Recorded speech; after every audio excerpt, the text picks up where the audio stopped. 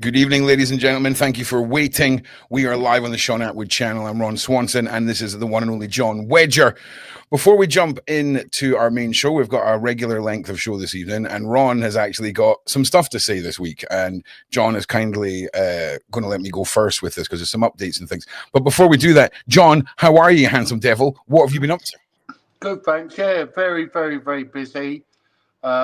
Just great. I had a good day on Sunday. I was at a church in East End of London with quite a few people, and we were running some baptisms, and there was a few sort of famous names turned up.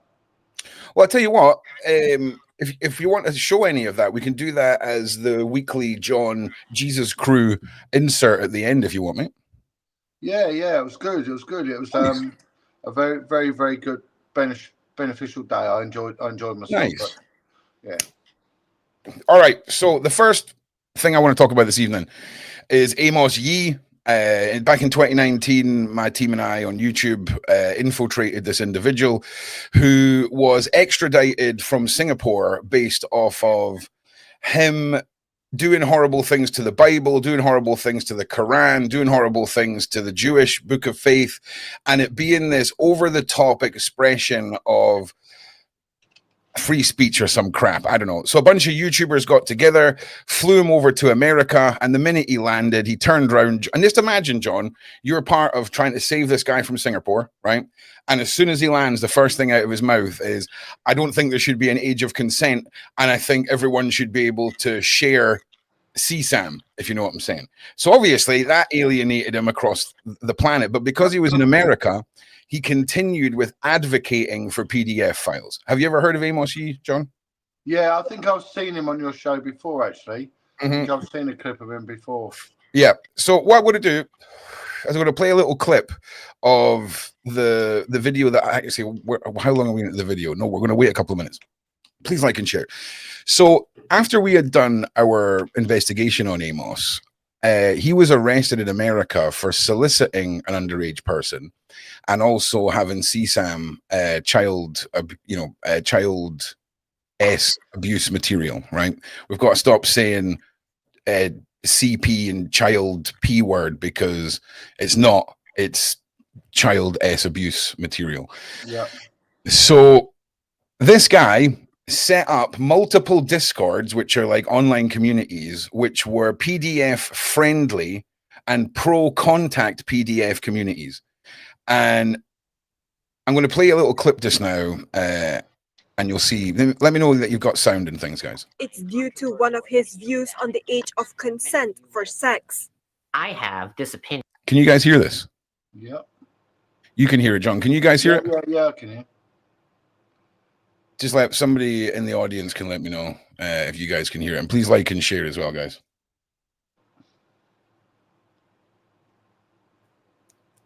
Did you guys hear it? Anyone? Yes, you can. Okay, thank you. And that we should eliminate age of consent laws for sex. I feel that if a person below the age of 18 perfectly consents to having sex with an adult, he should be allowed to do it. Pretty bold state. This is him getting slapped outside somewhere. It's brilliant, but I don't think we can show that because of, YouTube. So that was his views, and this was Ron's reaction. Sites I ended up on are shocking, and we need to do something about this. So even though that Amos Yee has been removed from various social networking platforms, we found out that he has a pro-contact paedophile Discord, which I'm really sorry, that to me is taking it too far, promoting sexual contact with children. It's way too early in the video for these words, but you get the point, right? We infiltrated. We had a decoy on him who said that her dad was a PDF and that she felt bad for her dad, and she told him she was 13, I do believe, and he invited her onto this Discord here.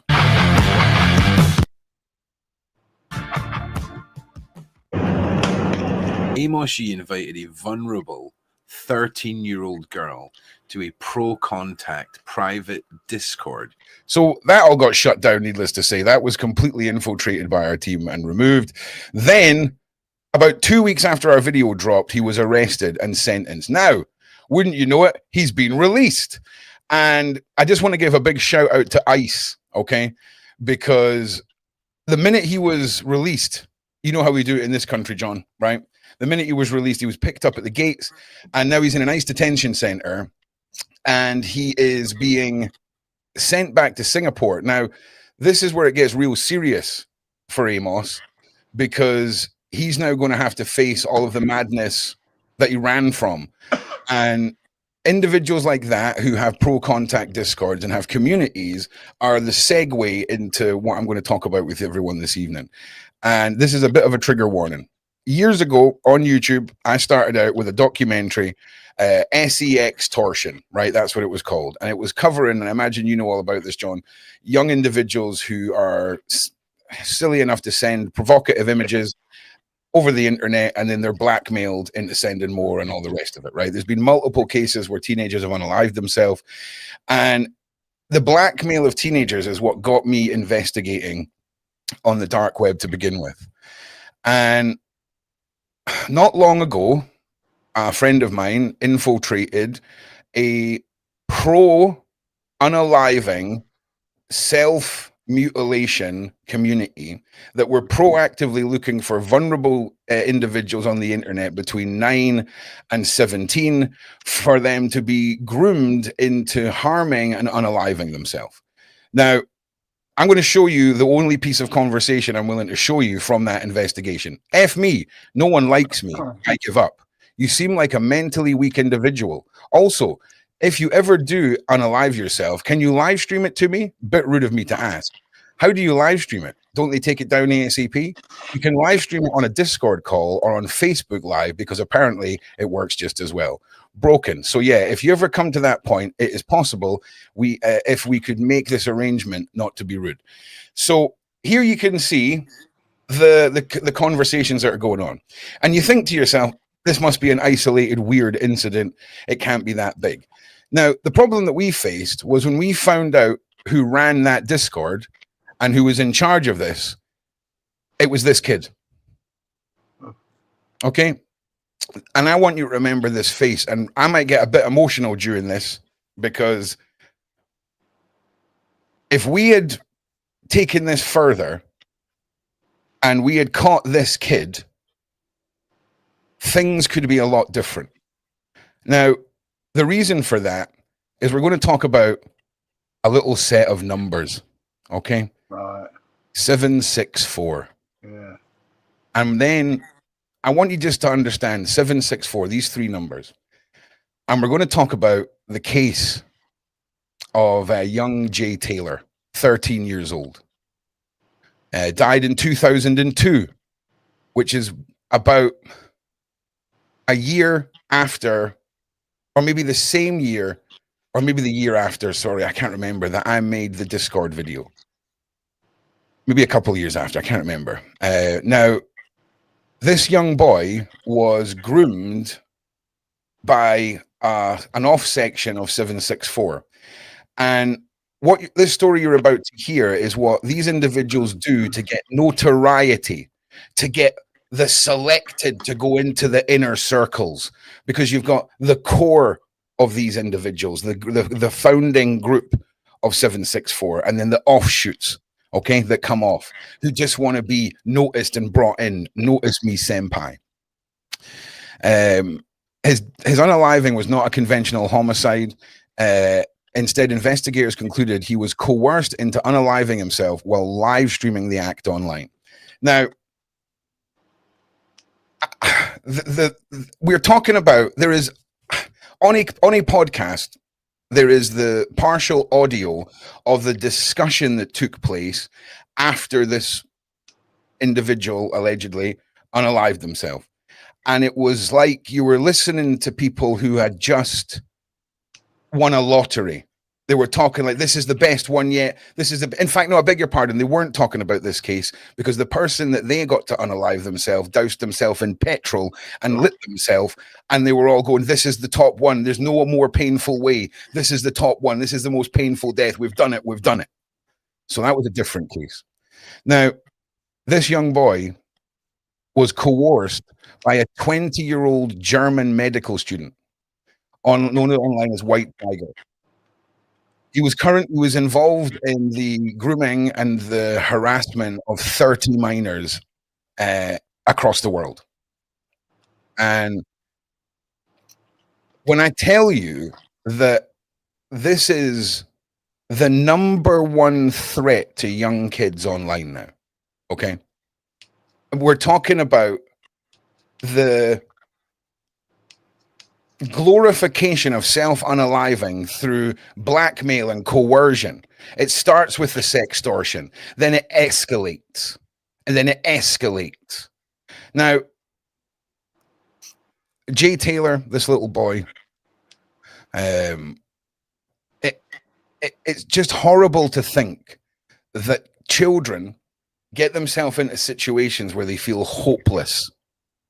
We've had multiple cases of young teenage boys in Scotland unaliving themselves because they've been coerced into what they thought was a woman, sent them some sexy pictures, and now they're being blackmailed.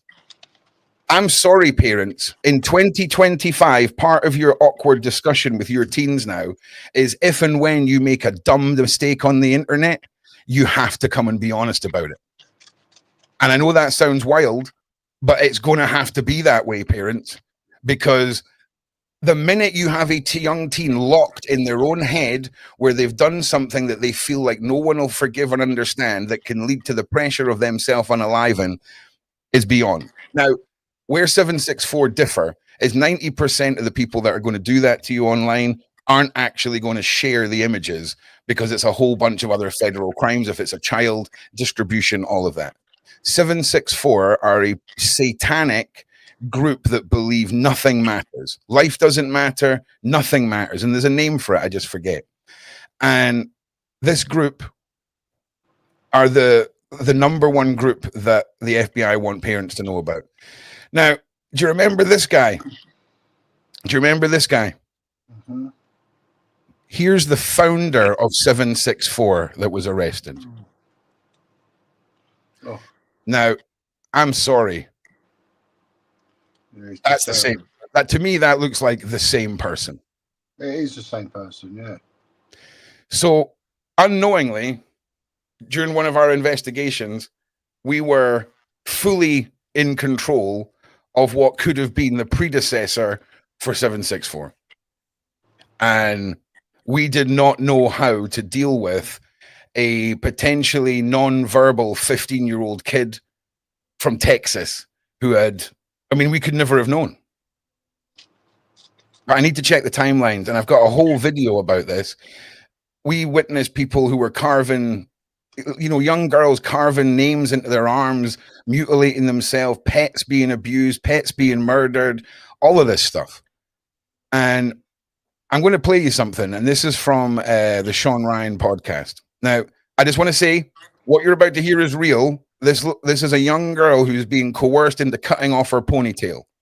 Now, the reason I'm playing this is I want you to listen to how these people talk and how these people glorify what they're doing. Okay, it's an incredibly emotional clip.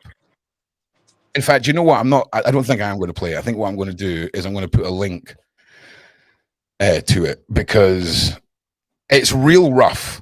Okay, you're talking about a 13 or 14-year-old girl who is begging these guys to not make her cut all of her hair off, and then they threaten to send her nudes out. Then she begs them to let her mutilate her arms instead. I'm not going to play it. I'm actually not going to play it. I'm not going to play it. You guys can go and listen to it. I posted the link. I'm not going to play it. Listening to me talk is enough for you all tonight. And there is no future where I can say there's not going to be more tragedies like this, because this is growing. This is the next level when we talk about the incels, when we talk about individuals who have nothing and no hope. And then I want you to think about all the radicalization that's taken place over the last 4 or 5 years. All of the madness we've seen with people being stabbed, shootings, driving cars and buses into people. And I want you to imagine now a world where there is coercion, radicalization, there is the grooming of someone's life being made worthless to give it up for the glory of the 764. And this isn't theory. This is real. This is happening right now. This is all over the news. Okay? A man suspected of committing 120 crimes against 8 victims, 11 to 15. This is this year. This was last month. Terrorism charges recently filed against Violent Online 174 Network. They're now a terrorist group. This was November 18th. Okay, that this case was reported on. I'm sorry, I'm all over the place. Like I really, really am. When I seen this guy's face, and I realized that we'd been that close to all wild. So, John, what's your take on groups like 764? I mean, funny enough, I should also mention, John, the majority of these cases start with people being asked to cut themselves and draw satanic symbols and all of this stuff all over their walls. And it stems from the ritualistic, cultish, dark side of all of that. So I just wanted to throw that in there. Please continue, John. Well, yeah, someone contacted me earlier this week and asked if I knew of a group called 764, and I'd heard of them, but I didn't really, I had no idea actually who they were. And now you've enlightened me with that. But, the ultimate goal of the devil is the destruction of life, and especially life that is in the image of God, and nothing is more in the image of God than that of children. So it's a win-win for them, and anyone who don't think it's real, well, I can't help you. I can't reach out to you because it is real. Right. So it definitely is a triumph. But what we've got to look at is, these people, when they do these things, that they can distance themselves from their victims.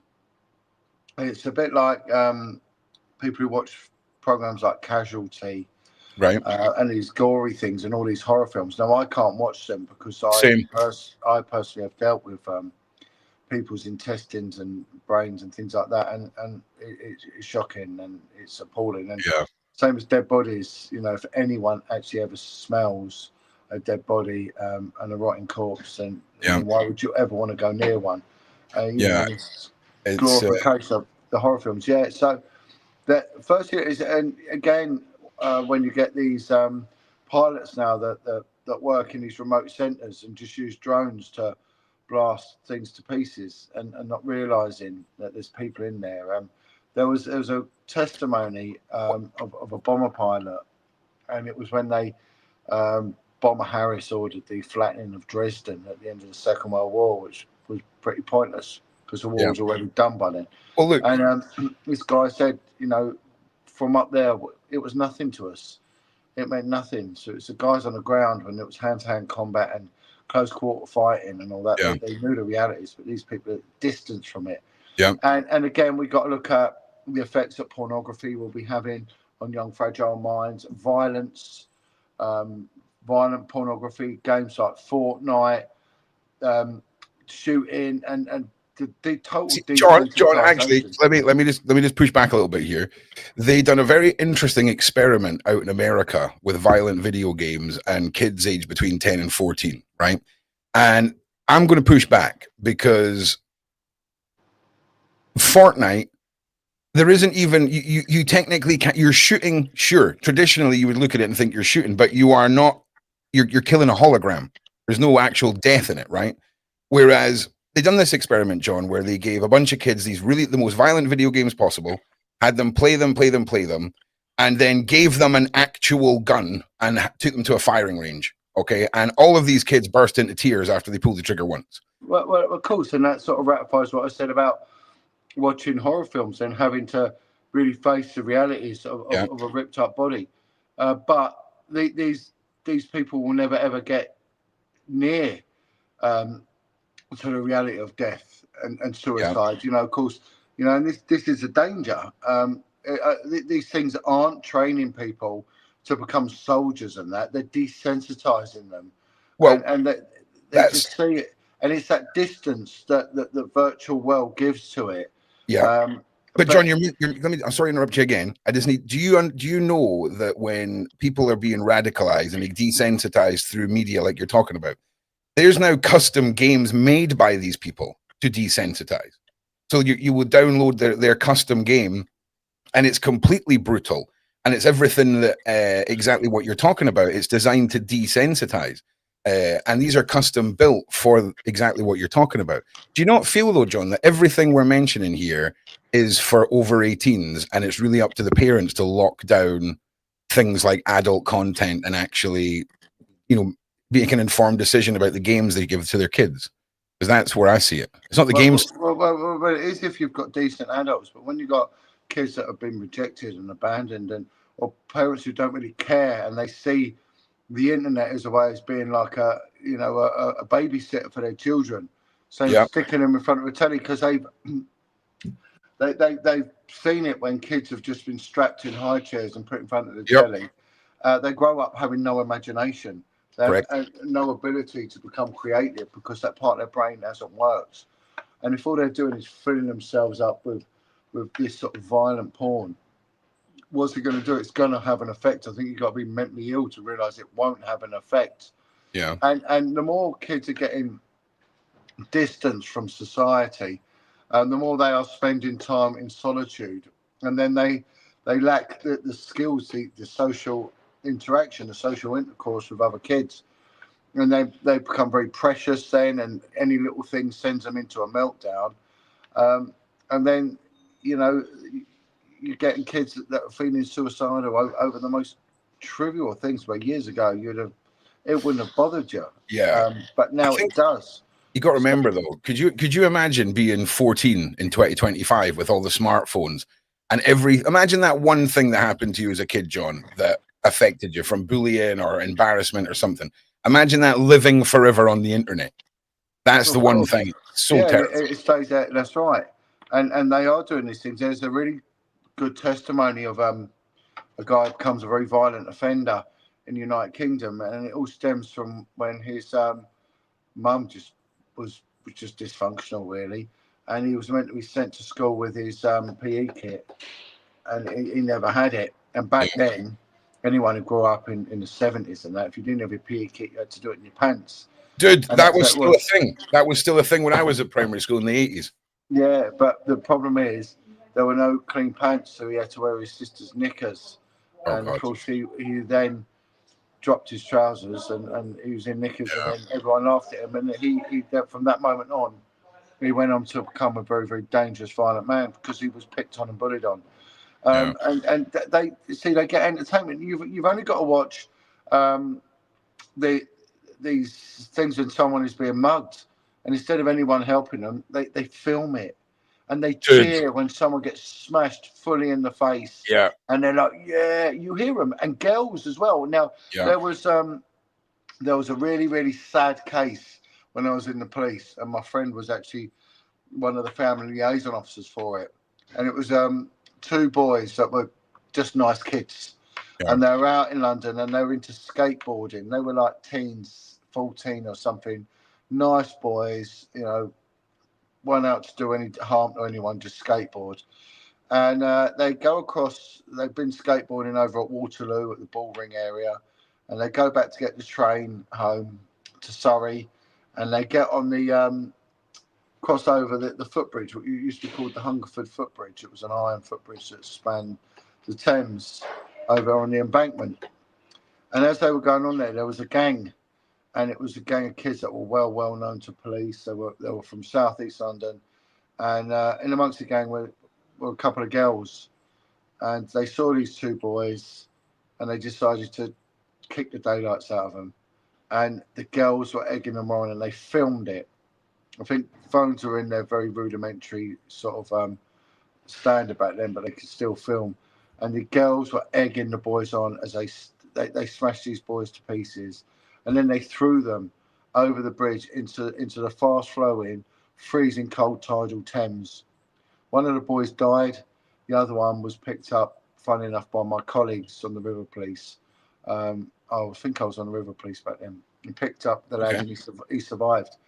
And the other kid died. And one of the girls, as they walked off, started singing that song "Murder, She Wrote." Murder, she wrote, murder, and it was filmed.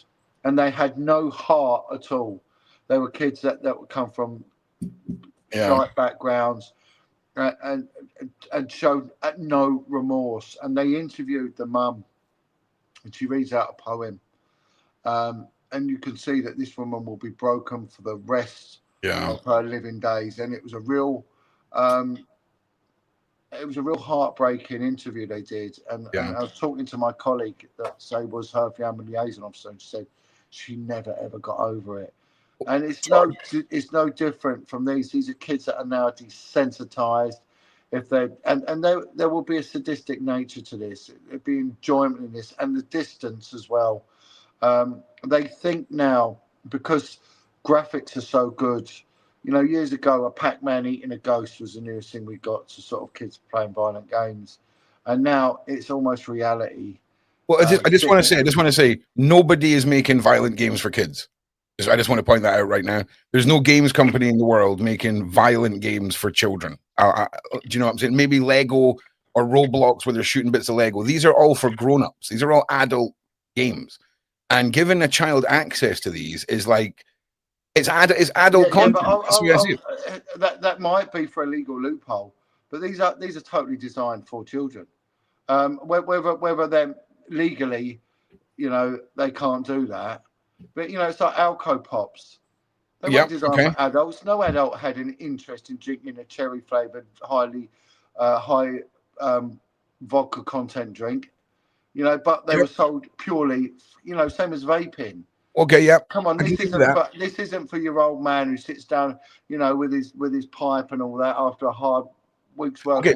I understand your analogy, right? The energy behind them and the thought process is to trap that market. I'm with you.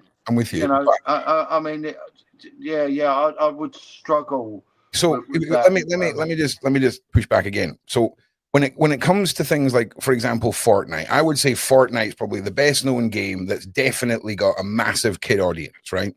There is shooting, there is guns, but it's not like real violence or gore. There's no blood, there's no death.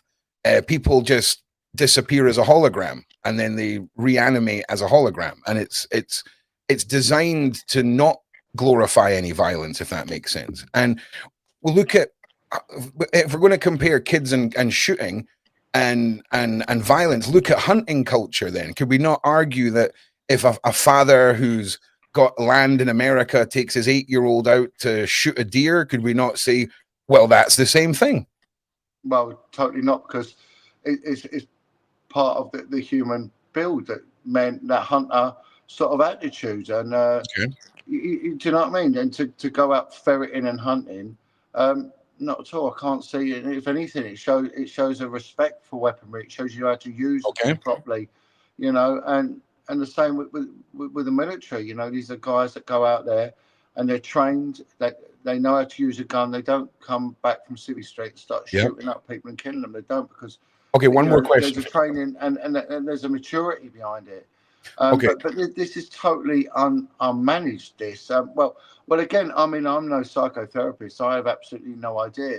Let me just ask you one more question. So, games are also given age ratings like movies. So, when it comes to things like exactly what you said there, vapes being marketed at kids and all the rest, we have to then lump in every violent movie ever made with violent video games, but none of them are made for kids, and that's the thing. So it has to be educating the parents. It has to be being more vigilant when people are selling games and all the rest of it, because I know that there's people want to blame the games. It's very easy because parents see a madness going on. But trust me, why not just ban them then? Ban them then. I mean, if they're not aimed for kids, then kids won't miss out. Ban the things. What's the need for them? Because the UK gaming industry last year made 13 times more money than the whole of Hollywood did. That's how big the UK game industry is. And banning these games is taking away a multi-billion-dollar industry. You know, we're so far past the point of anyone even talking about banning them all, because it is it is massive industry. Well, then society, if that's how it is, and if that's the attitude and all that, then we'll have to learn to live with it, and we're going to see more and more and more and more of these cases. And at the end of the day, the ones doing the coercing aren't the poor vulnerable ones that kill themselves. So what do we do? This is why we have rules, and this is why we have police, to protect the vulnerable and to go out there and persecute and hunt down the aggressive ones that are doing this. So that's how society works. I'd be more inclined to get behind the UK banning social media for anyone under the age of 18. I think social media should be banned for anyone under the age of 18. I think that would be a glorious gift, like, when you're coming of age, when you can go to the pub, John, and all this. 18 years old, that's when... I would say ban it all. How have we benefited from it? Ban a lot of it. We got on perfectly well before it all. Right, okay, John, I love you. So if it wasn't for the madness of the internet, we wouldn't have achieved any of the things that we discussed last week. So if we didn't have cars, then we would still be riding horses, but people get knocked down by cars.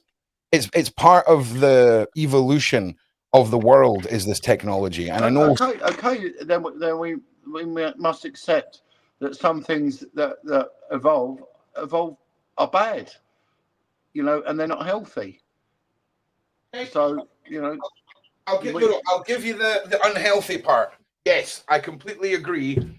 The internet is like cigarettes. Let's be honest. That's the sort of toxicity level that we're talking about. So I would totally agree. Violent video games can be dangerous to vulnerable young minds, but they're not made for that. Adult material, the people that are saying we should ban the porn, the UK has banned access to any adult site without official verification that you're an adult in the UK. So children have got another layer where they can, obviously VPNs and things like that. They didn't really think it through. But there's a lot of steps being taken to try and protect kids. But again, why is this not starting with the parents? It can't just be, it should be, but that's you're assuming that parents are good. Okay. So if you get rid of that assumption, then if parents were good, then kids wouldn't do this. I'd be more down with, instead of banning the violent video games, let's get something in place where you've got to at least do a driving test equivalent to get a parent. I can be a parent thing, whatever. I know that's a bit dystopian, right? Well, it won't happen. But if only it was the case, it'd be lovely, wouldn't it? Yeah, it'd be lovely. But of course, everyone's got the right and everything else, and that's why we're in the state we're in. People don't want to be told what to do. I mean, when I went to school, we had one fat kid in our class. How have we moved forward now? Obesity in children is appalling, and okay, we've got the unalive in here, but how many of these kids are going to die young because of diabetes? Loads. Yeah. Loads. Yeah. The toxins in the food and the E numbers, it's absolutely shocking. Wild. So, and all the waves that are coming off these phones, if I walk around with this thing, I tuck it under there when I'm talking on loudspeaker, it makes my shoulder go hot. Yeah. It gives me a pain. It's obviously radiating me. I think it's been a good maybe 3 or 4 years since I've held a phone to my ear. Everything's done at this distance with loudspeaker on. It's crazy. I mean, there's many things that were invented that were proven to be absolutely shockingly bad, and they got rid of course. And maybe this will evolve. I think it's doing severe damage to kids' minds. I mean, I work with young offenders, and a lot of these kids, they've not been parented at all. If they have, it's very bad, and their articulation is absolutely shocking. Their vocabulary is about 10 words, and it's but I think people have no understanding of the working and lower classes. That when we get to the base level of the sort of stuff that I deal with, how bad it is. And I'm dealing with young lads like 19, 20 years, and some of them have been inside for murder, and they have. And when you talk to them, one lad, he got off on some bizarre appeal on a joint enterprise, but he did it. He told me he did it. And I said, how do you feel? He said, I don't care. He had absolutely no remorse at all for the fact that he stabbed another young kid to death death over nothing. And it was literally over nothing. It was a stupid argument of pushing.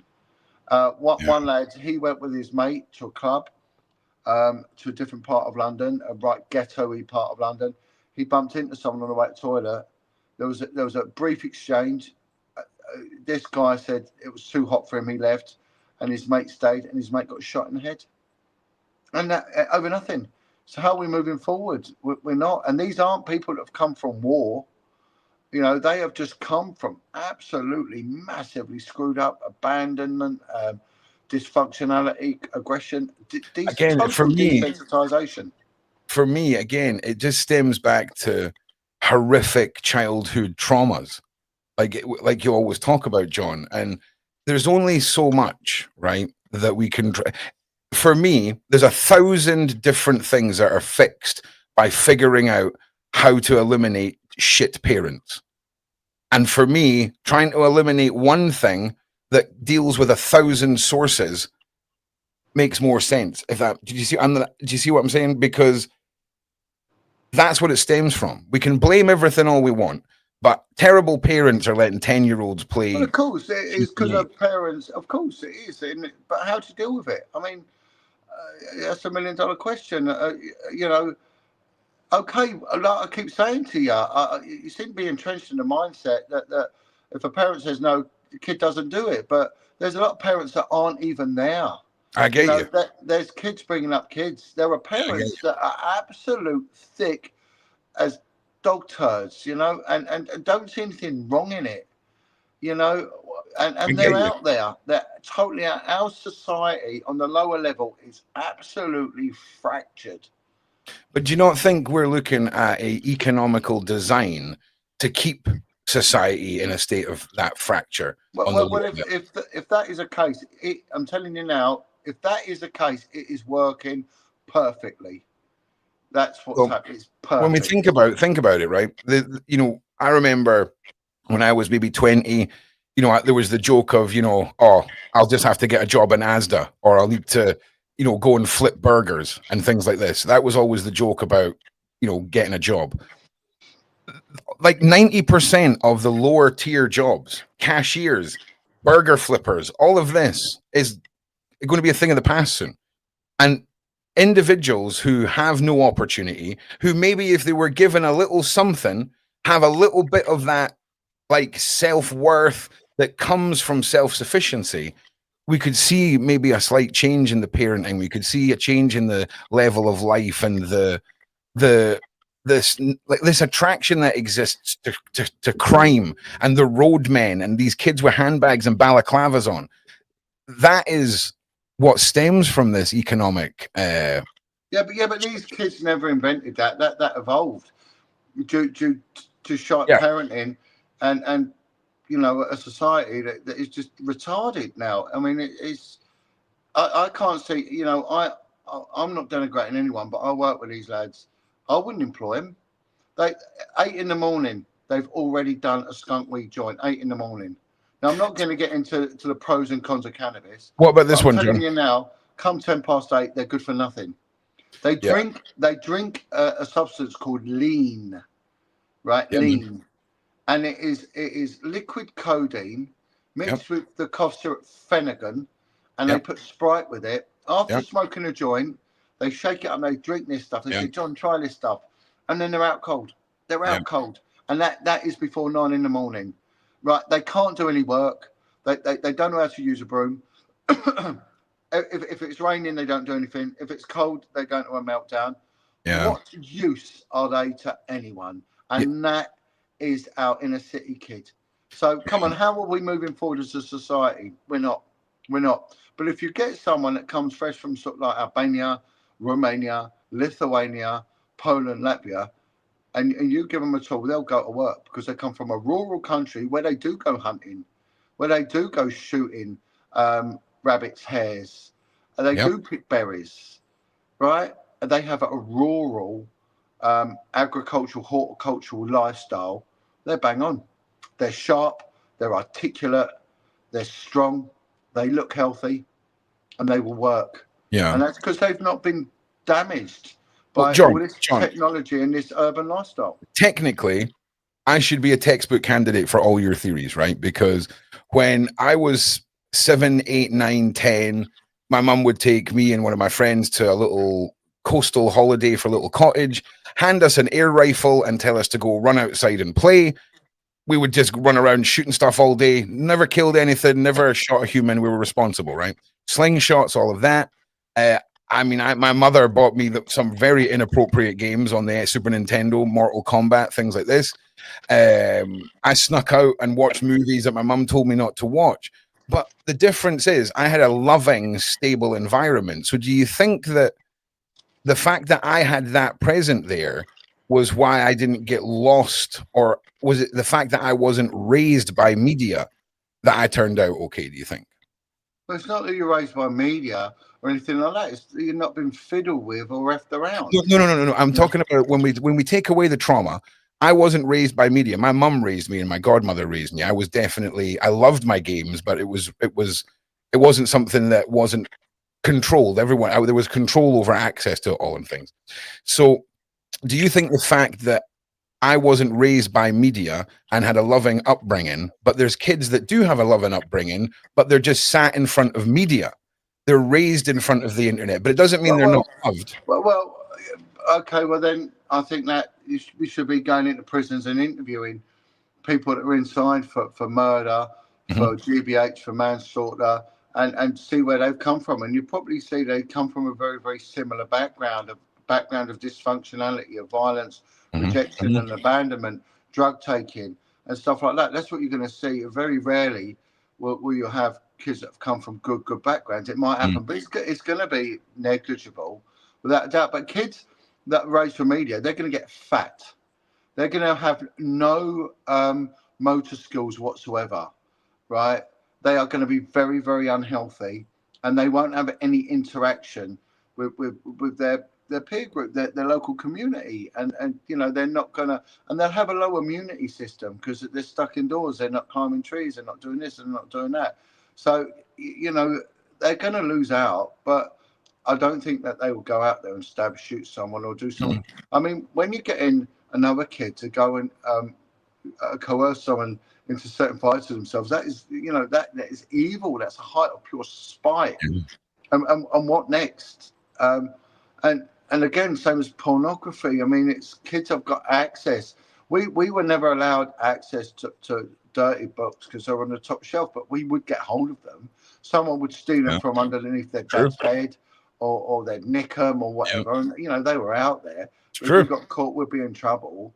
But they were soft pornography, and then the video came in, and then porno films came in, and then it just, you can't supervise it now. It's unsupervisable because it's too no, that's incorrect. In my opinion, it's you're even more capable of filtering what your kids see than that's ever been. It's just you're all convinced that they should have smartphones and have unfiltered access to the internet. And if that's what you think, I'm sorry, get ready for it. You're a moron, parents. Okay, because everything that John has said, all these dangers we're talking about, it just stems from your kids not having access to this. Now, what they're going to see at school, their friends, blah, blah. Sure, you're always going to have bad apples, and it's down to you to educate your kids to stay away from these things or tell you when they happen. But again, you're putting on the premise that these are good parents, and and there's not. There's bad things happen to the kids of good parents too. So there's a percentage of the parents who will still work for. But you're saying about percentages and pay the percentage games. But you're going to get more violent crime in bad areas than good areas. Of course. And you will, and that's because that's how it works. You're going to get more people in prison to an 80% degree that come from abuse. So if we base it on your past argument, prison should be a wide spectrum of people from every single demographic. It's not. It's not. It's from failed demographics. Correct. It's from abused communities. And this is what happens. If you get a dog and you kick it all over the place, a puppy, it'll grow into an angry dog. Yep. So when you get a load of angry dogs, it's because they've been hurt, and they're not ones that have been treated nicely. So no, we're talking about neglect, abandonment, and abuse. And no, you I know, fully agree. Just so you know, I fully agree with everything you're saying. It's just, again, for me, we're trying to solve 100 different things that stem from crap parenting. I'm not saying you're wrong. I'm not really even arguing with you. Why not ban pornography? Do we need it? Do we need pornography? No. Get rid of it. Okay, so I'm going to play devil's advocate, and we're going to have a discussion about this, John. So, do I think that the regulated industry of adult entertainment should be banned? No.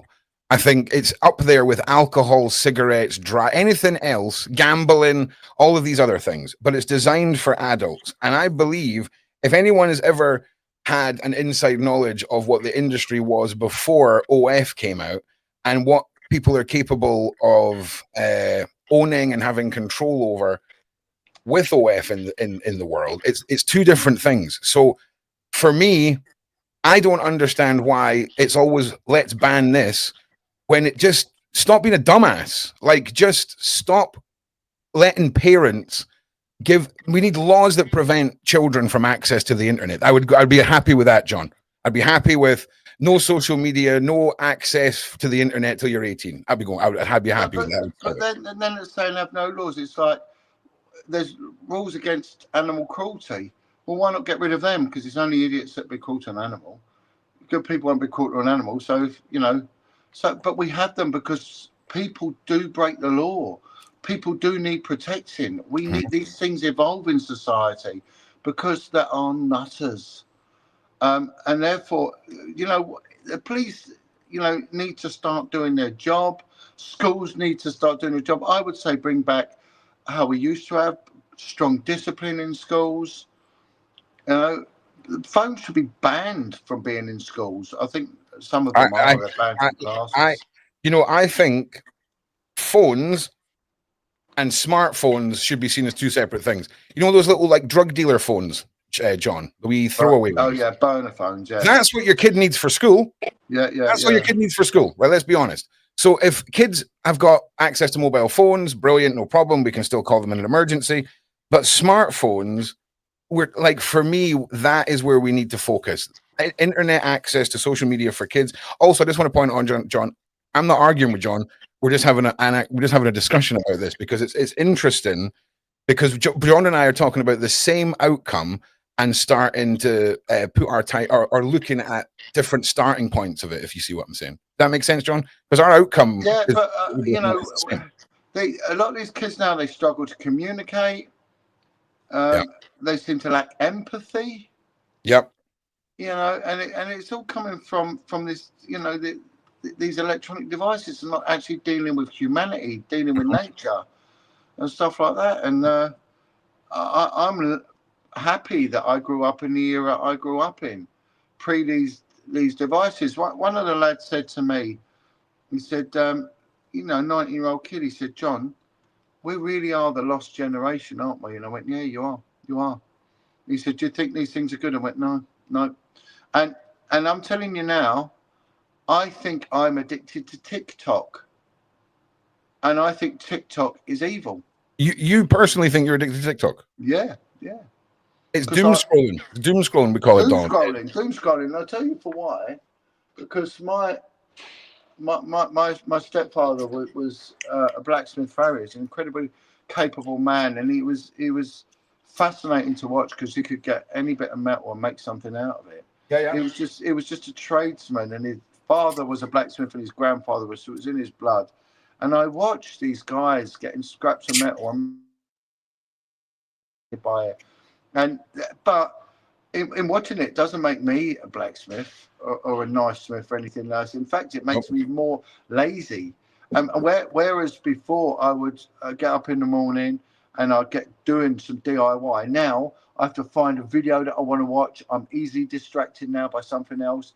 And it would take me an hour to get going with before it take me a minute. And it's even me, I see what it's done to my mind. And I have a comparison. I remember life before smart devices. And I would say that my life was infinitely better. The access to knowledge is incredible. People's opinions are incredible. But do we use it for that? No, we don't. Do you know what's interesting, John? With doom scrolling and watching crap. Do you know what's interesting about doom scrolling, right? Is you sit down for 5 minutes and you start doom scrolling because that facilitates multiple emotional reactions in a small space of time, right? Maybe 3 or 4 shorts in 5 minutes. But an hour goes by. But if you'd sat and watched maybe a documentary that was an hour long for the same amount of time that you were doom scrolling, your brain is learning, it's interacting, it's focusing on something, it's following a narrative. And I completely agree. I remember before doom scrolling, when I was doing the leather work, I'd put documentaries on in the background whilst I was doing the work, just to passively ingest information. And now, the last year, I've been doom scrolling. My brain is broke.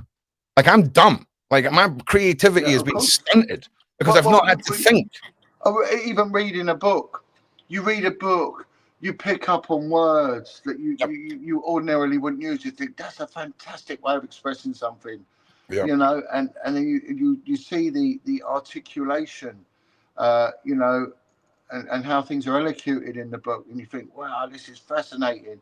Yep. And also time goes by, but you've trained your mind to absorb it.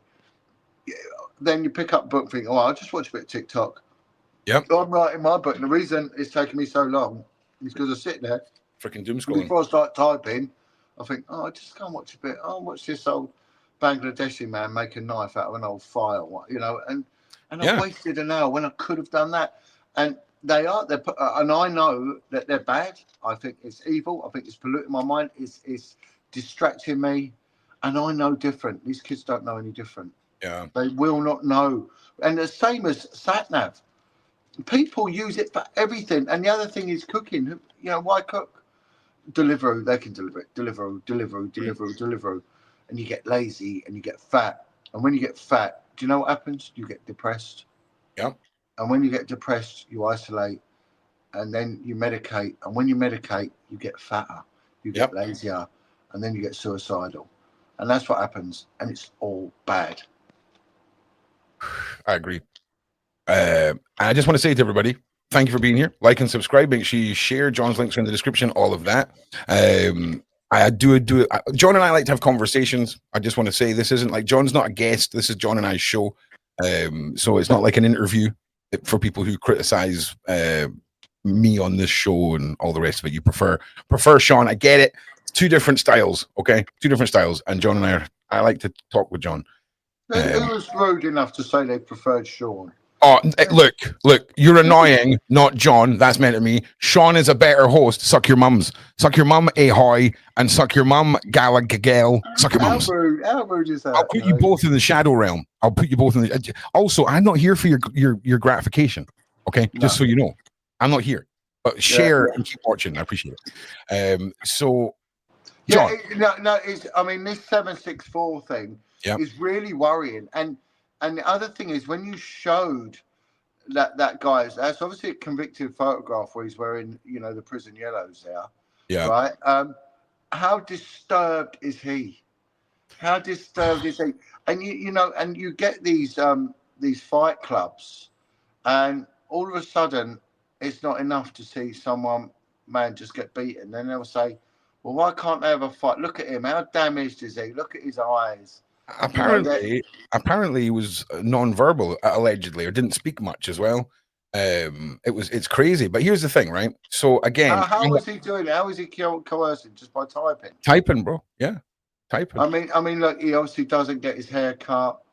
Hey, listen, don't drag people that don't get their hair cut into this, John, because again, there's red flags on me popping up all over the place here. Yeah, but at least, but look at that. That's a rat's nest, isn't it? Yeah, I mean, that's you know, that's serious. I mean, what a damage. I'd love to know what he's going through in his mind. Right. You know, he's taking pleasure out of someone else's pain. This is a very, very sadistic, twisted individual, isn't it? Don't quote me, but I think we're looking at a born this way criminal. I don't think there was any reason for any of this to have taken place from his background. I could be wrong, but I'm pretty sure he was born this way criminal. Wow. I mean, it'd be interesting to get someone who's experiencing mental health to give a Right. an analysis on this guy. Yeah. The scary thing is, he was 15, and his predecessor, who ran the biggest hurtcore CSAM website on the dark web, was 19, and he was captured out of Australia. It's crazy. Yeah. There's a guy I know he's involved in this bare knuckle fighting, and he said, look, there's an underground version of it now, where they meet up in these warehouses, and he said to me, and they film it, and they can have weapons, and sometimes animals are used in it, such as no.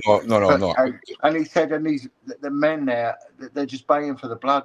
They're just baying 100%. For the blood. And funny enough, when you watch these field fights, these bare knuckle fights, it's amazing how many women are there screaming for a man to smash another man's head in. Do you know what, John? If you watch them, you can hear women's voices go on, kill him. And they generally want someone to kill someone. It's probably no different from this. I get what you're like. I'm not going to lie. I was a massive UFC fan.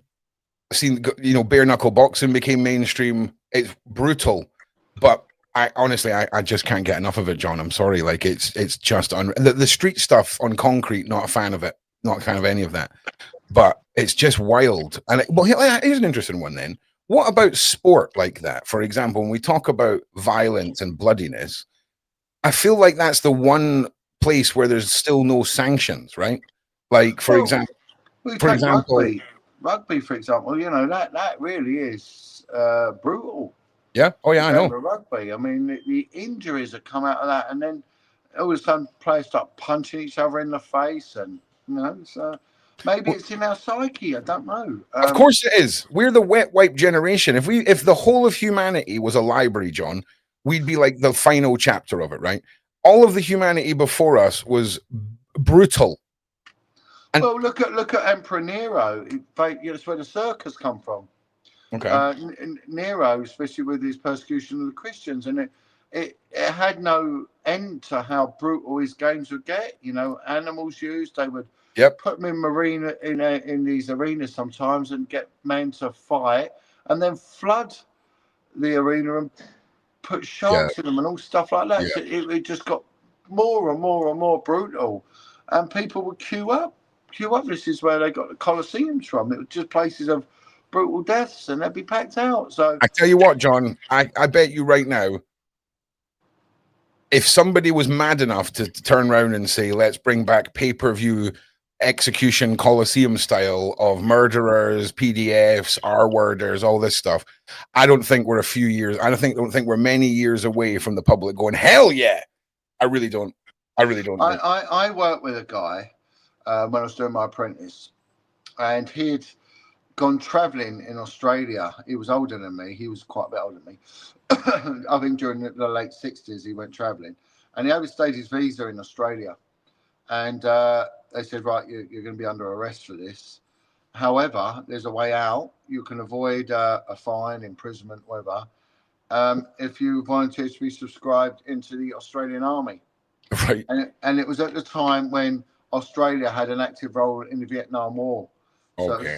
So it was part of the Commonwealth countries that actually Australia and New Zealand, they got conscribed and got sent out to Vietnam. And there was, with the Americans, some of the first troops out there. And anyway, this guy thought, it'll be a bit of an adventure, something to tell my friends about. Yeah. And so they said, yeah, all right, we'll join the army. So join the army, and they got sent to Vietnam. And this guy, we used to work in the underground structures for British Telecom, and if there was a worm and you trod on it, he'd go mad. He'd just go absolutely crazy. Or tread on a snail or anything, he'd go absolutely nuts. And I said to him, why are you like that? And he went, I've seen so much death. You cannot believe what I've seen, witnessed, and engaged in. And he said, and from now on, every bit of life is sacred. I do not want to see anything ever die. Because it profoundly affected him that much. And it's a bit like some of these people that are baying for a young girl to set fire to herself or whatever. Yeah. And then kill themselves. Well, what if we took them people and make them sit in on the funeral with their mum and dad, and then make that person spend a quiet evening with the mother of that kid who's killed themselves and see the absolute destruction and torment. I would agree with you. You see, this is. Would they do it ever again? No, John. The people we're talking about in 764 would be their ultimate goal then, to get caught and be in the room so that they can destroy the mother more. There's a name for it. It's a nulturist or something, and they just don't think anything matters. Life doesn't matter. Being civil, all of this stuff doesn't matter. It's really strange you should say that, because it's like the survivors of SRA say that. They say when you look into the eyes of those that are doing it to you, there's nothing, there's a darkness. And they actually go on about the darkness, the black eyes. Let me put it to you like this. Imagine a situation where a young child is horrifically abused, grows up to be a teenager that is twisted and being turned into some monster, and now is in a position of power online with 764. That is creating a system where it is in their interest to not report that abusive parent. As a child who has now got this God complex online, it would almost justify in their mind what they're going through. You see what I'm saying? That's scary. I've been approached by a few groups that are survivor groups, but they've got a particular genre, and it's for children, adults, as children were sent to prep schools and fee-paying boarding schools, high-end fee-paying boarding schools. And one of the people that there's involved in this charity is Charles Spencer, which her brother was Diana Spencer, Lady Diana, and he's a strong advocate against these schools. And it's the damage that it did to them, you know, from the first night of going to these schools. Some of these kids were caned, were beaten by grown men at the age of 7, 8 years old. And it just went on from there, and they went on to become very, very emotionally damaged people, and almost psychopathic. With some were psychopathic, but these schools were the feeder schools for institutions such as Sandhurst, the Royal Military Academy, and things like that. So can you imagine an emotionally damaged psychopathic young man who really is a product of what the British Empire would want, you know, chiseled, hard, totally cold, emotionless, but can be controlled because they will do as they're told, or whatever. And this is what it is. This is what beatings and sodomy does to them. It makes them, you know, controllable throughout the rest of their lives, and they do what the Empire wanted, because back then the Empire needed people that were like that would go out into the Congolese jungle no matter what, and brutally take over no matter what the environment, what the temperature. They just shut up, they put up, you know these toffs that went there, they weren't weak at all. They weren't. They're tough as nails, because that's how they were brought up. You know, these are like warring Jack Russells of men, you know, that go on to run industry. The same ruthless, narcissistic, you know, sickness is weakness and that sort of attitude. And the same as when they went into the military and took over and run regiments and ran directly into machine gun fire because they're just absolutely off their heads, and sent the men to it, and it meant nothing to them. So, you know, same thing, very, very damaged. You'll probably find that there's damage at the very core of this. Of course. Okay, well, look, I'm going to throw a new topic out there, John. I'm going to turn a little corner of our discussion. Another interesting thing I just discovered over the last 48 hours. Have you ever heard of Bacha Bazi? This is something that has come back into the headlines. Now, just listen to this. Bacha Bazi is a pederistic practice in Afghanistan and in historical Turkey. Oh, yes, the dancing boys. Yeah, the dancing boys, in which men exploit and enslave adolescent boys, sometimes for abuse. Now, this has just come back into the media. This is March. And culture and, you know, religions and all of these lifestyles that seem to be still very normal in places of the world, John, in 2025. I have this underlying concern of our fellow French tourists who are coming over, and the integration of normalization of as soon as an individual has their period for the first time, technically they're an adult and they can be married, all of this stuff. Do you see that happening? Because in my opinion, John, okay, talk about it a little bit if you can. Yeah, and I think Afghanistan is the biggest proponent of sending people over here from northern France. I think it makes up, I think it's Afghanis, Iranians, Somalians and Ethiopians. I think they're the main 100% people that are coming over. Yeah. So this is very concerning, this thing. Very concerning. Now, what's interesting, John, is the Prime Minister of Poland many years ago put interesting laws in place that most of the European Union criticized him for, where basically he said, if you turn up to our border with no papers and try and cross over, we will just shoot you. We're not going to take you over the border, put you on a plane and send you home. We're going to shove you back through the hole, seal up the hole, and you can make your own way home. And Poland is one of the few places that's had 0 terror attacks from Islam. They've got no street-based terror based off of Islam, and they have no place for Islam. Now, we're not talking about modern integrated Muslims here. We're talking about extremist form of Islam. And the 5-6 years later, of course, we've seen this mass influx of what we're talking about. And now they are looking to put in place what Poland has done.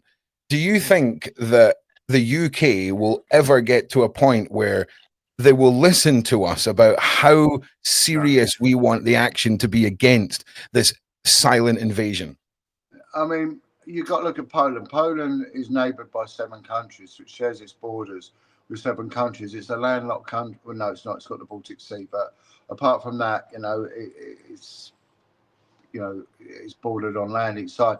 And Poland's got a history of occupation. I've been there a few times. They can be quite angry people at the best of times. I mean, they're not. I don't know. They're not the most warming at times. I mean, they're lovely.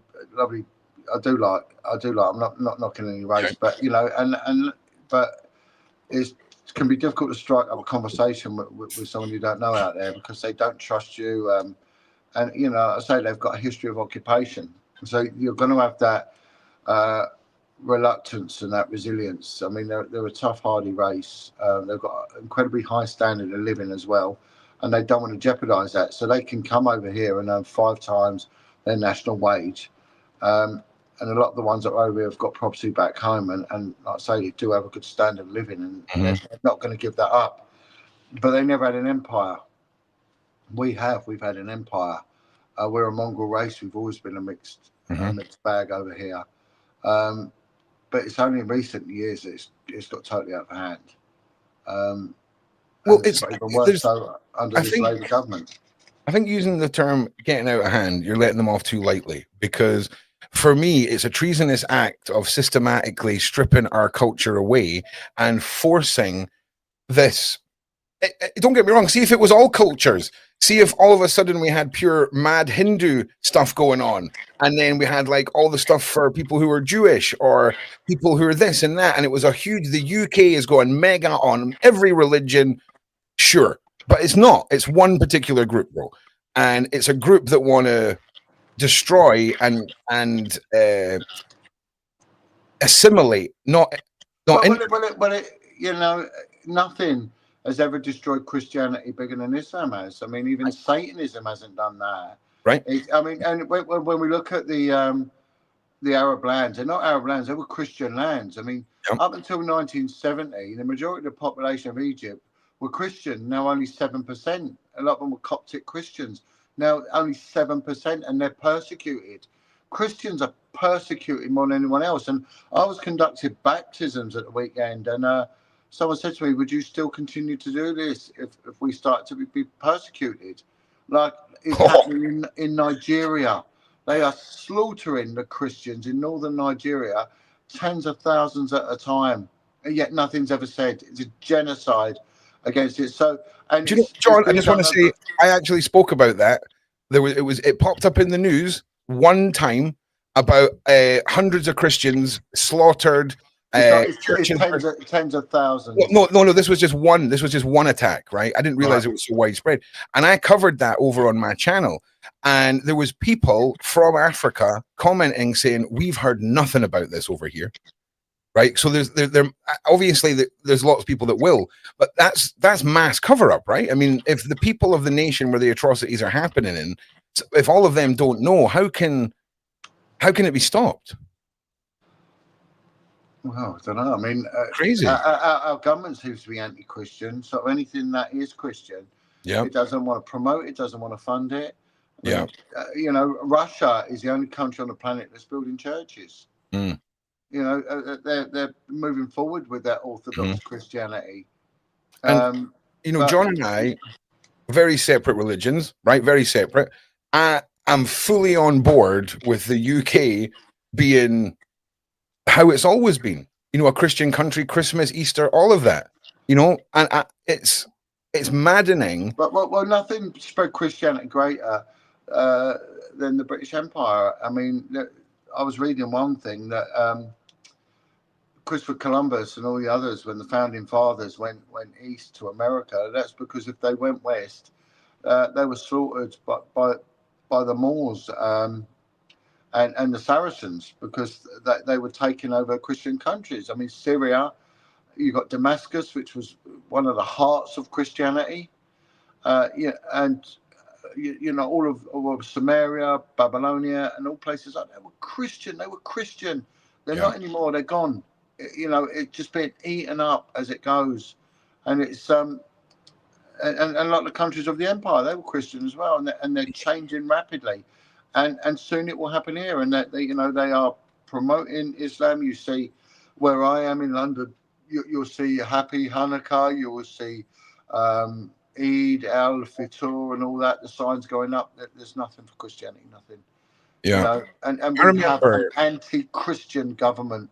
And we've now got a monarch who does nothing to promote Christianity at all. Nothing. In fact, he does the opposite. Yeah, and I'm just looking for a video. Just give me 3 more minutes of chat there, John, while I look for something. Because I want to show you something here.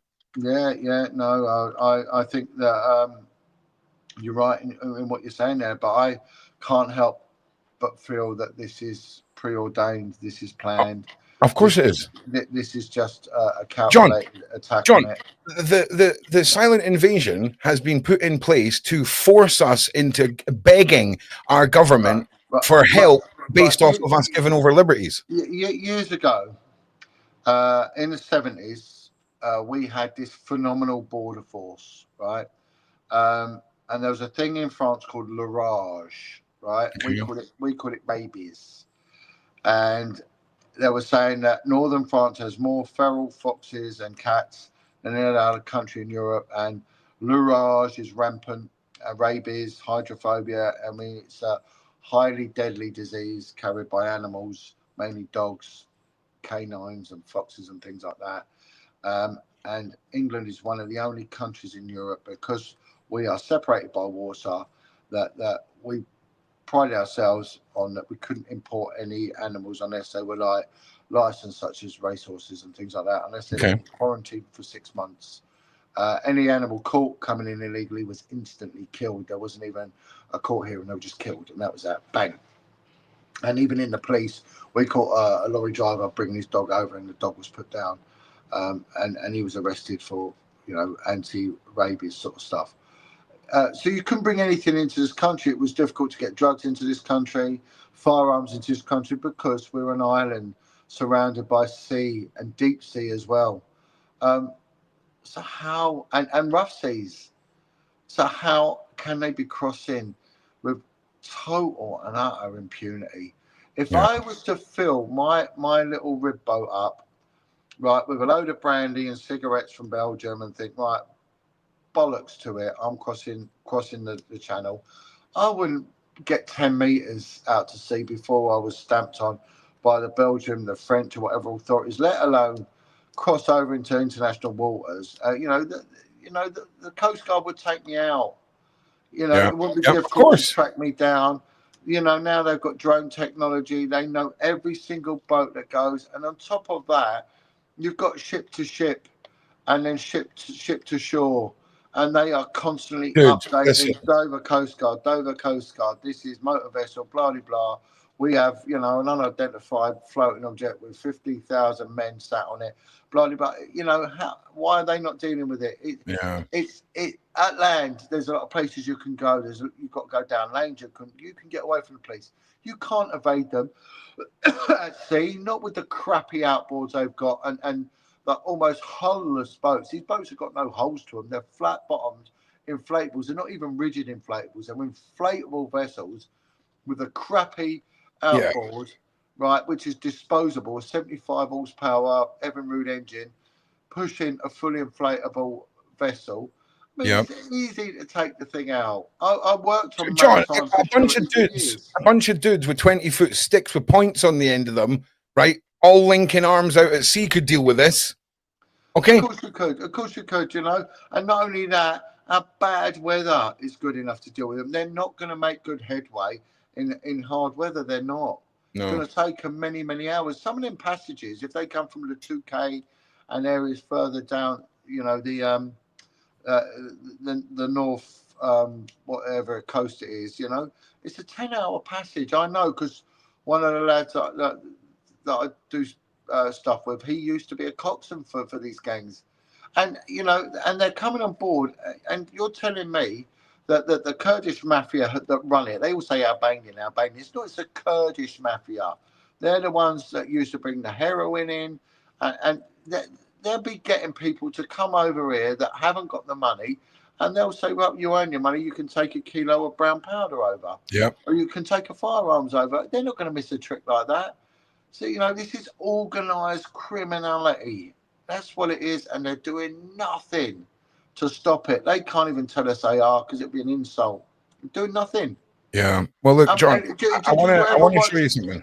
Ever watched that Top Gear when they made their cars seaworthy and they drove them across the channel? Clarkson and his mates, and they were intercepted straight away by the Coast Guard. Right. Well, yeah, because it's not by design. And what better way of educating ourselves on foreshadowing than looking at someone in the position that we hope we don't get into? Look at this, John. Clash of religious and cultural views today in Dearborn.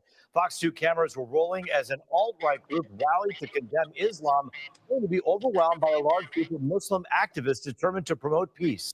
Fox 2's Dave Kinchin was there and joins us live with the story. And Dave, all in all, any arrests? Was everything peaceful on both sides? All right. I want to show you the fact that this is Dearborn in America, John. And there's so much Islam and culture shift there. They're all woken up now across the whole town with the Islamic prayer at 5:30. There is people patrolling the streets to make sure that you're not walking your dog. People are being scared, and women are being scared into, you know, not because they're not dressed appropriately. All this. Now, look at this.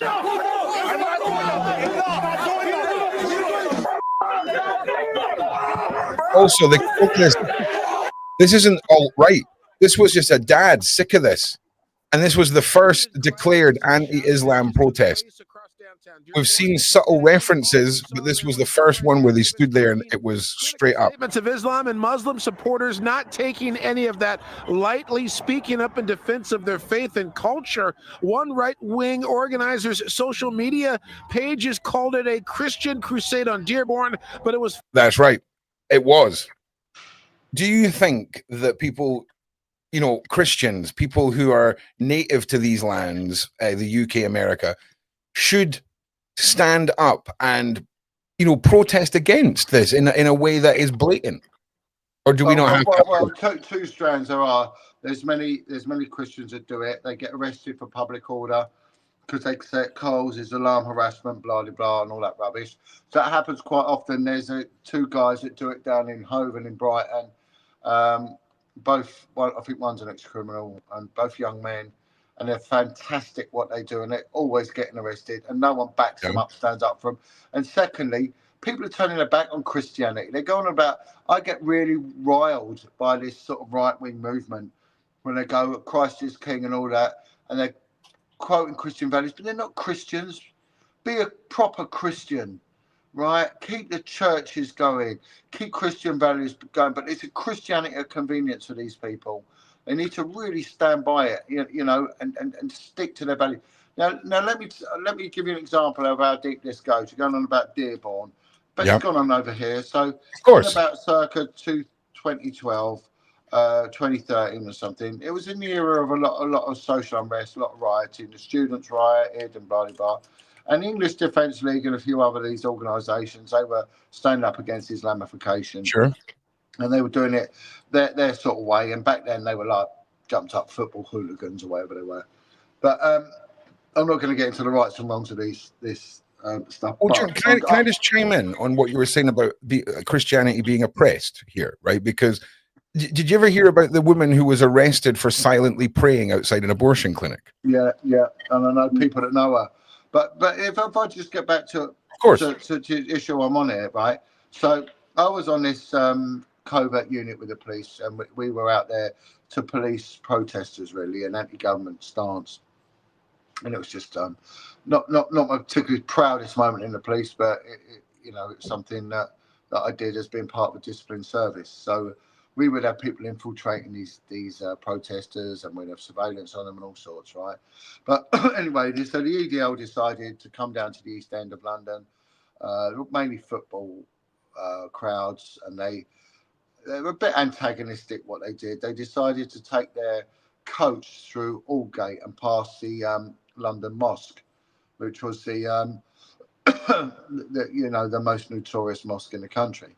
And as they were going through Whitechapel, past the mosque, the local Bangladeshi community got down with them and decided to brick the coach and then try and storm the coach. And it ended up in a bit of a fight. Police got called and quite a lot of the EDL got arrested, but none of the Bangladeshi antagonists and rioters, as it were, got arrested. So the EDL lot got sort of questioned and bailed out, and their phone seized and everything else, right? So a week later, the sergeant in charge of the investigation gets invited along to a meeting at Tower Hamlets Town Hall in Poplar in the East End of London. And he asked me to go with him as his detective psychic, which I did. We met up with the local superintendent from Bethnal Green Police Station, and we attend a meeting with the mayor's office for Tower Hamlets. And we didn't know what to expect. But before we go into the meeting, the superintendent from Bethnal Green said, officers, lads, he said, I'll tell you now, I've been threatened. The mayor's office for Tower Hamlets has threatened to withdraw £1 million worth of funding for our budget next year if any Bangladeshis are charged with this offence. Wow. Right? That has gone on for over a decade. And that will go on even more so in provincial towns. This is a level of corruption that we are dealing with in local government and ultimately in central government and the mayor's office and everything else. This is how they do it. So they are deliberately suppressing, threatening and bullying to forward this agenda. And no one can tell me that this isn't a centrally orchestrated movement, because it is. And I just need to jump on something in the side chat. Jake, we can't actually discuss that specific case. But any information you can email to me, just put that word in it. So what it needs people to start speaking up. I'm working on a documentary at the moment against child P word, exploitation. Now anyone who's followed me knows that quite recently I've been a bit more vocal than normal, and I've been actually standing up and verbally confronting the heads of the police and the heads of the mayor himself. And I haven't backed down in doing it. I've stood my ground, and I've resiliently called them out and challenged them. Anyway, I thought that most people had the same sort of moral fibre that I did, and I want to put a documentary together, and I've been asking people if they're outreach workers, or if they're social workers, or if they were even pimps themselves, would you be prepared to come and speak out about really what is going on? And you know, they've all, yeah, John, we're behind you. And I get all these messages, I'm behind you, John. And then when you say, come on, we're going to do some filming, will you speak out like I did? No. But And you know what? It breaks my heart. How are we ever going to move forward if we keep our mouths shut? Yeah. Now is the time for people to speak out. I don't mean scream and shout, but speak out in a righteous and dignified way. People that do know what's going on. People that do work in Tower Hamlets local authority. People that do work in local government. Speak up. Stop being bullied and being silenced, because it will lead us to a place which will be so bad we won't be able to go back. And people like me and many other brave, good, God-fearing Christians will be persecuted like they are in Nigeria. And them days are coming, my friend. Them days are coming. Now is not the time to sit on the fence, because it will be too late. And I'm telling you, I reckon even in a year from now, we won't be having a conversation like this. Well, nah. I'm not having that, John. Okay? I'm not having it. Good. Okay? I'm not having it. I'm not having, and like I say, I'm not the same religion as you, but I wouldn't want, like, for example, like Jesus, right? When you look at the whole freaking, you know, the whole shebang, leave out the story of his birth, all that kind of stuff, right? But just Jesus as a dude, right? Not a bad dude, as a dude for the people of a country to look up to and worship and all that kind of stuff. That he's not a bad dude, right? You know, I mean, my gods are war gods and things like this. You know what I'm saying? It's a bit. Well, Jesus took on the bankers. He whipped them. He whipped the bankers with knotted wet rope. Who did? You know, and the dove sellers. Right. Let me show you something. They used to sell doves. They used to worship Baal, this vile god. That's about prosperity and wealth. And what they used to do, they used to sacrifice doves to the Baal god. And Jesus went in there and he whipped them. He whipped them and he beat them and he turned the tables over for the money lenders and those that sacrifice the doves. Now, where's the camera here? Let me put this up. I guarantee you, if vlogging and YouTube existed, that would have been Jesus having a bad day. What do you see on the back of that credit card? It's a hologram of a dove. Okay, yeah. And that's the banking industry saying they're still doing what they're doing despite what Jesus did. So that even to this day, you know, they're saying, oh, well, Jesus was a myth and all that. Well, why have they put the dove on there? Why is the dove on there? And that is a mockery of what Christ did. And he warned us about these people. And they're still doing it. They're still doing it. This is ancient.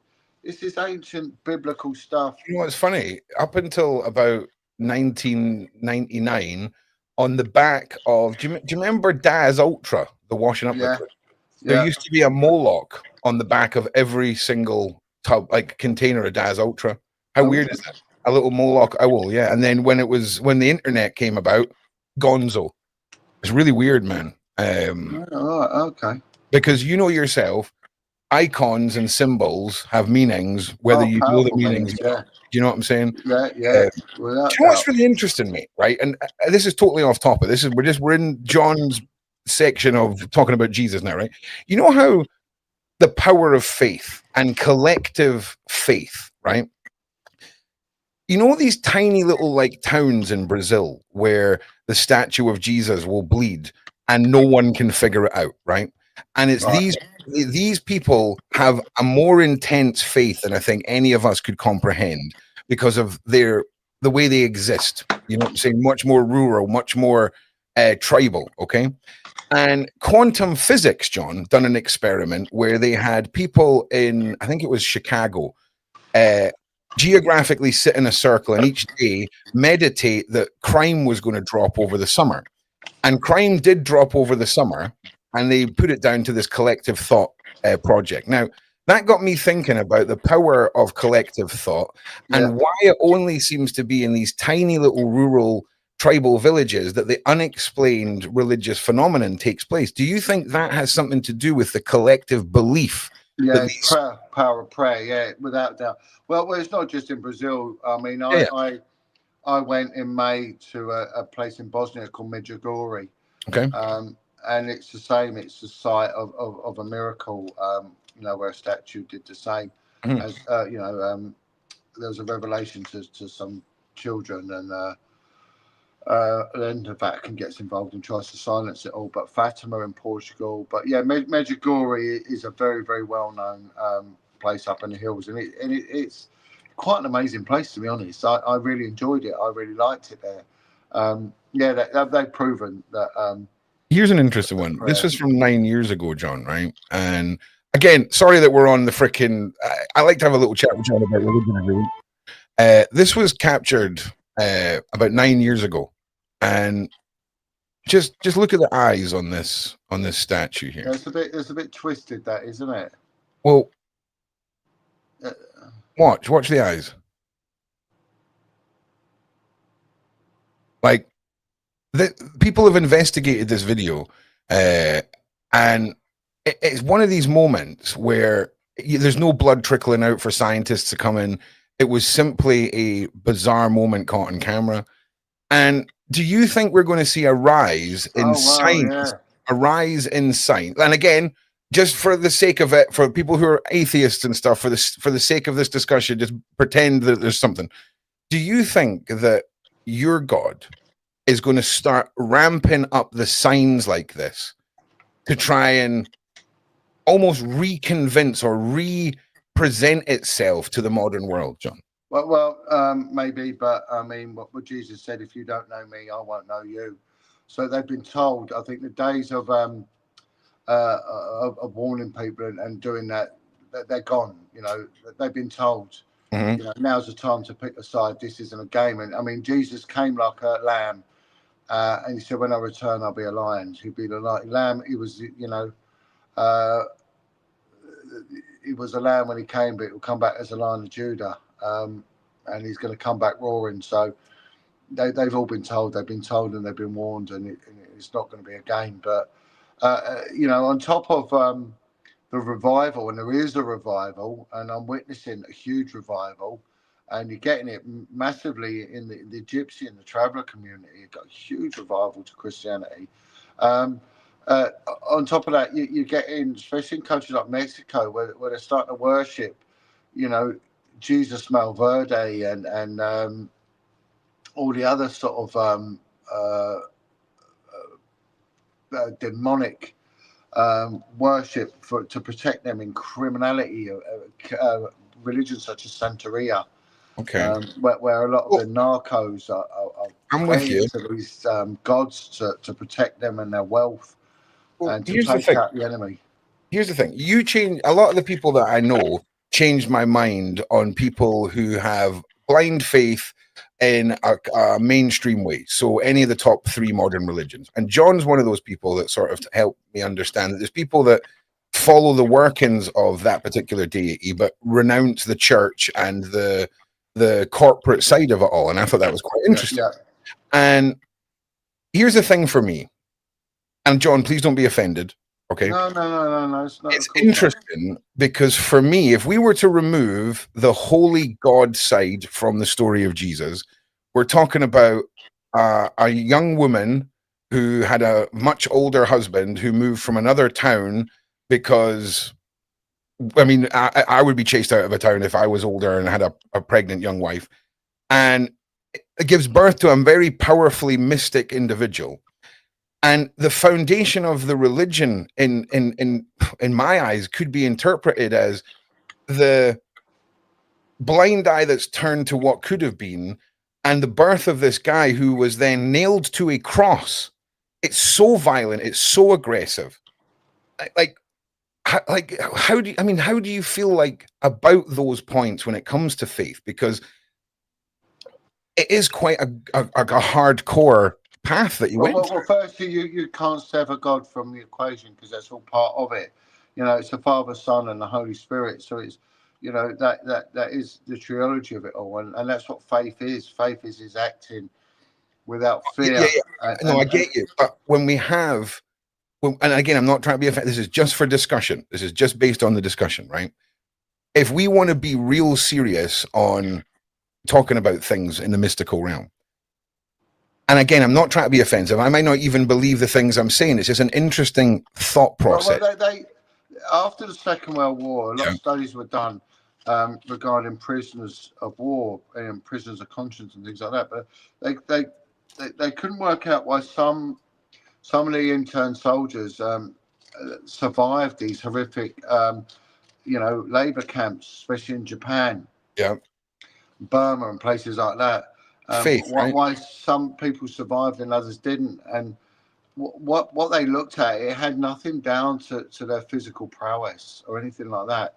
The ones who survived, on the whole, had faith. Okay, let me jump in here. So, having faith and a belief in something replaces the standardized feeling of loneliness and the standardized feeling of being alone. So, if you have an integrated faith that allows you to fight for something, I completely understand how that would work. Now, for me, I've never understood blind faith. I never did up until I had a profound religious experience in my 30s. My firstborn son's name is Odin. We'll talk about it another time. But I've got a newfound respect for people who have blind faith. I never understood it before, but I see the good it can bring to people. I can see the good that a good, peaceful deity can bring. Christmas, good. Easter, good. Hot cross buns, good. But when we look at the religion that we're talking about here, its foundation is based off of, quite a suspect birth from a young individual and a man being nailed to a cross. That's hardcore, where we don't often acknowledge, because we see it as this like state of worship, this man nailed to a cross. Is there anything more hardcore and extreme than a religious object of a dead man on a cross? But it's it's symbolic of the suffering. He died. He was scourged for our sins. He died for our iniquities. He did nothing wrong. If he did nothing wrong, why did they persecute him? He persecuted him because he came to warn us and to tell us, that there is a salvation, and the fact that he will take that debt for us. We don't need to take that debt, that eternal debt. It's all about the life ever after, and So it's more and that was his job. But I mean, it's the same as me. I was brought up Catholic, and did it really bother me? Well, not really. I believed that there was a God, and I thought there was a God, but I always liked watching these Jesus films at Easter, because I thought the man Jesus, I loved it. I just thought it was great. But I found priests to be boring. The nuns, when they taught us, were just a bit spiteful. Mass was dull, and I couldn't see why people would have that faith to it. And then life took me on a journey, and then I witnessed a miracle, and that was it. That just changed me. That changed me in a heartbeat, and it continued to grow and to grow and to grow. And then I started seeing others that had been through similar profound experiences, people that would have never, ever been anywhere near a church, people that had even been abused by priests, people that have been inside for murder, men of pure violence. I mean, I took part in the baptism of a guy whose name was the devil. Stephen French, we baptized him on Sunday. Nice. He was the devil, and now he's not. Another guy who's a bare knuckle fighter, and a guy who professionally fought Anthony Joshua, an enforcer. Oh, damn! For the underworld, a guy called Matt Legg. He was there. He got baptized as well. Wait. Hang on. Just give me a second. Matt Legg. Oh, wow. Yeah, I knew the name. From very well-known fighter. Enforcer for the underworld. A few months ago, I baptized Dave Courtney's best mate, the celebrity gangster, his best mate, and his best mate brought someone else along to be baptized this time, and it's growing and growing and growing. And but these aren't people that are doing it because they now find mass interesting. These are people that have had profound experiences in their life and know that there's something out there. And that something is a man called Jesus Christ. I'm with you. Do you know what? This is what I've been trying to build up to. It's fascinating to me, right? That we want a world where children are safe and we don't want to expose them to what we've been talking about, extreme violence and all of this. And it's incredible when we look at a faith and we walk in and we present children with an effigy of a man dead, nailed to a cross, and the whole story of his birth. It's incredible when context is behind a violent act or a violent time in the world, what is appropriate and what is not, and context has such a strong involvement in it.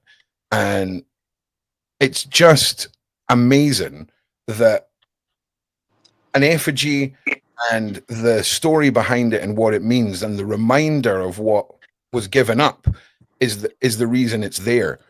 It's not a glorification. It's an incredible reminder to all those people that have faith. Now, before, John, we get to the end, do you want to just talk a little bit more about the baptisms, what's coming next with you, all the rest of it? Because I'm working this week with the do you know the guy Charlie Kirk? Yeah, of course. Yeah, so I'm working with his team. His team are over in London. And wait. Something with them. You're working with what they call that? What the hell is it called? Something America. I'm not Make America Great or anything like that. No. What's it called? So you're about to do something with Charlie Kirk's team.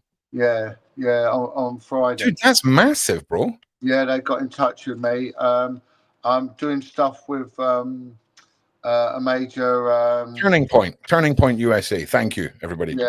Yeah. So they're over in London this week. So do you know who you're meeting? Do you know who you're meeting and what it's about? Is it an episode of the podcast? Yeah. When's that happening? Friday morning. Right, dude. This can't be one of those opportunities where we aren't ready for how you're going to get subscribers off of this. Like, this has to be, that's great that we know ahead of time, because that's going to be massive, bro. Yeah, like, so I'm working on a documentary. I've teamed up with a production company which is run by quite a well-known musician, actually. But I have to keep that quiet. I'm not allowed to say. Oh yeah, you teased it that last week. It's really exciting, man. Are we getting this damn book or not? Yeah. The book is it's on my 1 second. If you bear with me. No problem. I just want to say to everybody, thank you all for being here this evening. We are, getting to the end of the show. I want to thank everyone for your support for John and I on Wednesdays nights. If you guys could do us a favor and like and subscribe and share. No. Okay, so there's a situation where discussing things could make situations worse. And trust me, nobody's been dropped. Still very much in contact. Massive things are coming. It's too volatile just now. So, calm your hams. I'm gonna mute John in case it's a covert scenario. And he can unmute himself when he comes back. But yeah, no one's been dropped, my G freaking Goomba. Like the Julia scenario, there's things that are, in fact, you know what? There's situations I can't talk about that mean I can't talk about things, because if they say the wrong thing, that could come back and cause another thing to get someone into trouble because of another thing. There you go, Goomba. So John. Yeah, so just remind me, I've got something on tomorrow night. I'm doing a talk for the Reform Party. They've invited me to give a talk. I'm not aligned to any parties, before anyone says a Reform Party, but they've asked me to give a talk. It's quite strange because I sort of I'm doing stuff with Ellie Reynolds, who's the victim of the grooming gangs, and I stood up for Ellie. I don't know, when she was she stood up for herself and ended up getting put in prison.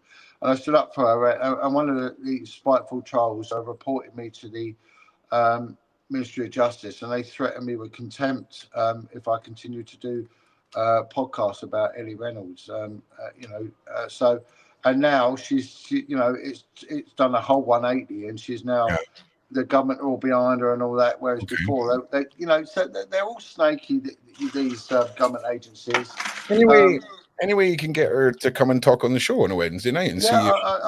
I'll ask her. She's a very compliant girl. I think she has got a contract with a media agency, but I don't think it prevents them from. Well, one thing we tried to do last year, John, I mean, and the Diddy thing has destroyed it all, was, do you remember we were going to try and get a dog handler, a blood splatter expert, and things like that?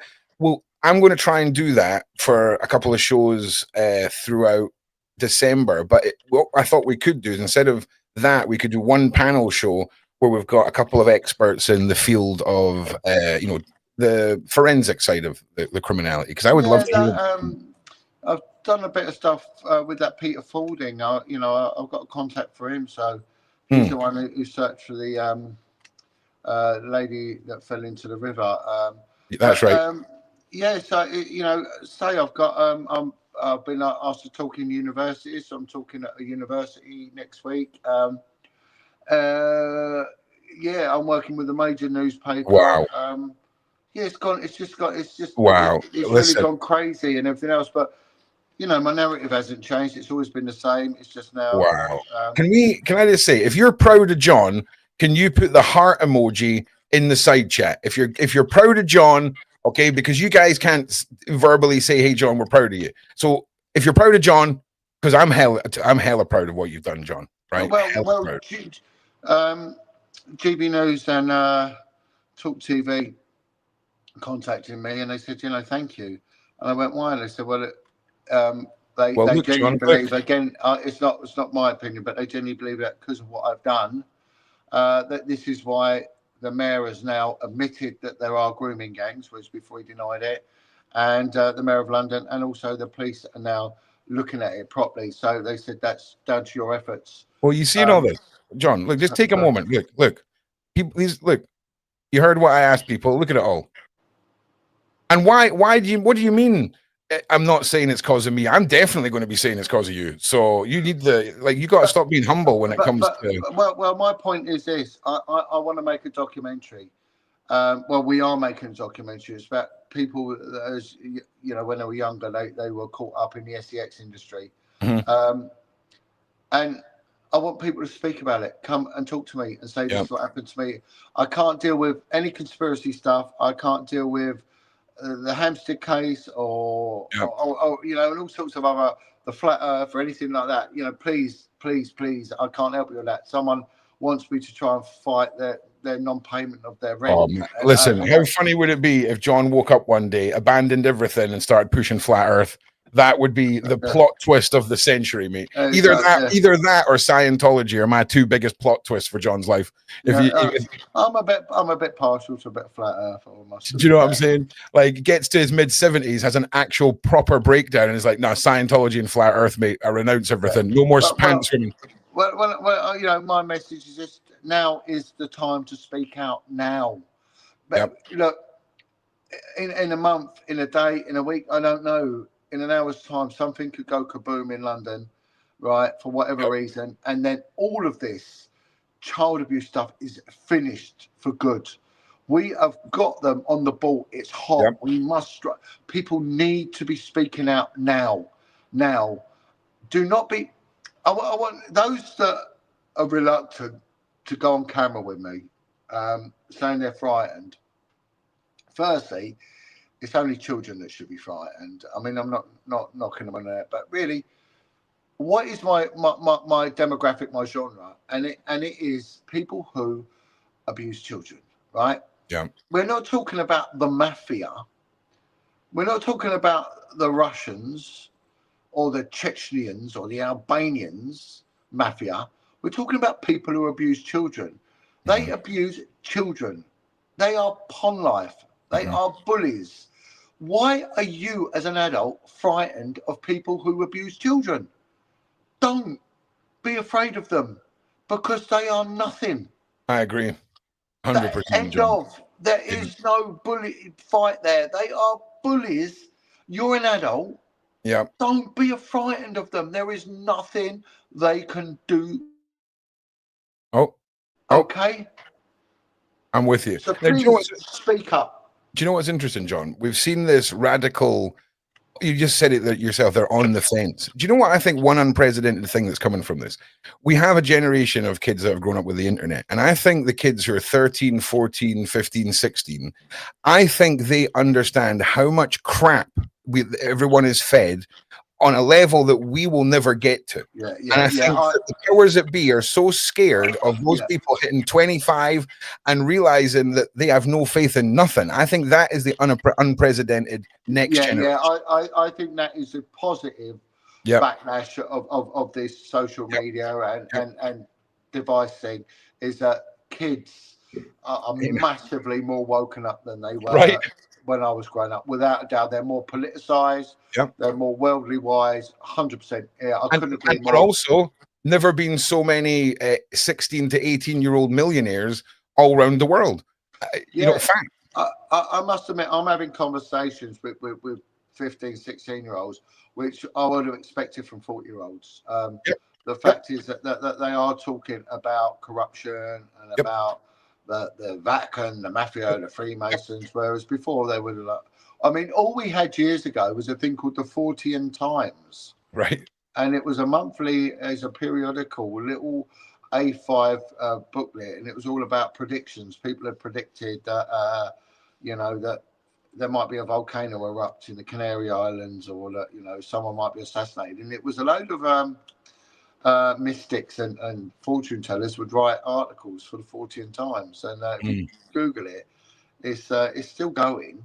But that's the only thing we had. Me and my mate used to get it. We used to read it at school and say, look, come 2030, the world's going to end and all that. And actually, they might be bang on. So, and like I say, there is a positive side to the internet. There's a positive side to, you know, people having access to all of these things. You got to remember, it's if we all stood in a field, good versus actual evil, it's 1% versus 99%. Okay, we have the power. It's just they control through fear and position of power. Well, look, years ago, after the war, I mean, the Germans, the Nazis were very, very sort of advanced when it came to physics, science, and everything else. And after the war, they tried to get their science to the rest of the world, and they were blocked because a certain Robert Maxwell, he had the monopoly on all science books printed. So he was very selective as to what he got printed. So anything science-wise got filtered through him, and he was allegedly a Mossad agent, worked for the Israeli Secret Services. So there was no other alternative narrative other than what went through him and the Israeli government. But now they can't do that. You know, you just go on a site and you will get an alternative to every single theory going. And here's another one for you, John. Isn't it interesting that the Epstein files have been released at a point in time where if there was voice clips or voice conversations that were leaked, we were all triggered to assume it's AI? Yeah, of course. Yeah, I know. How good is that?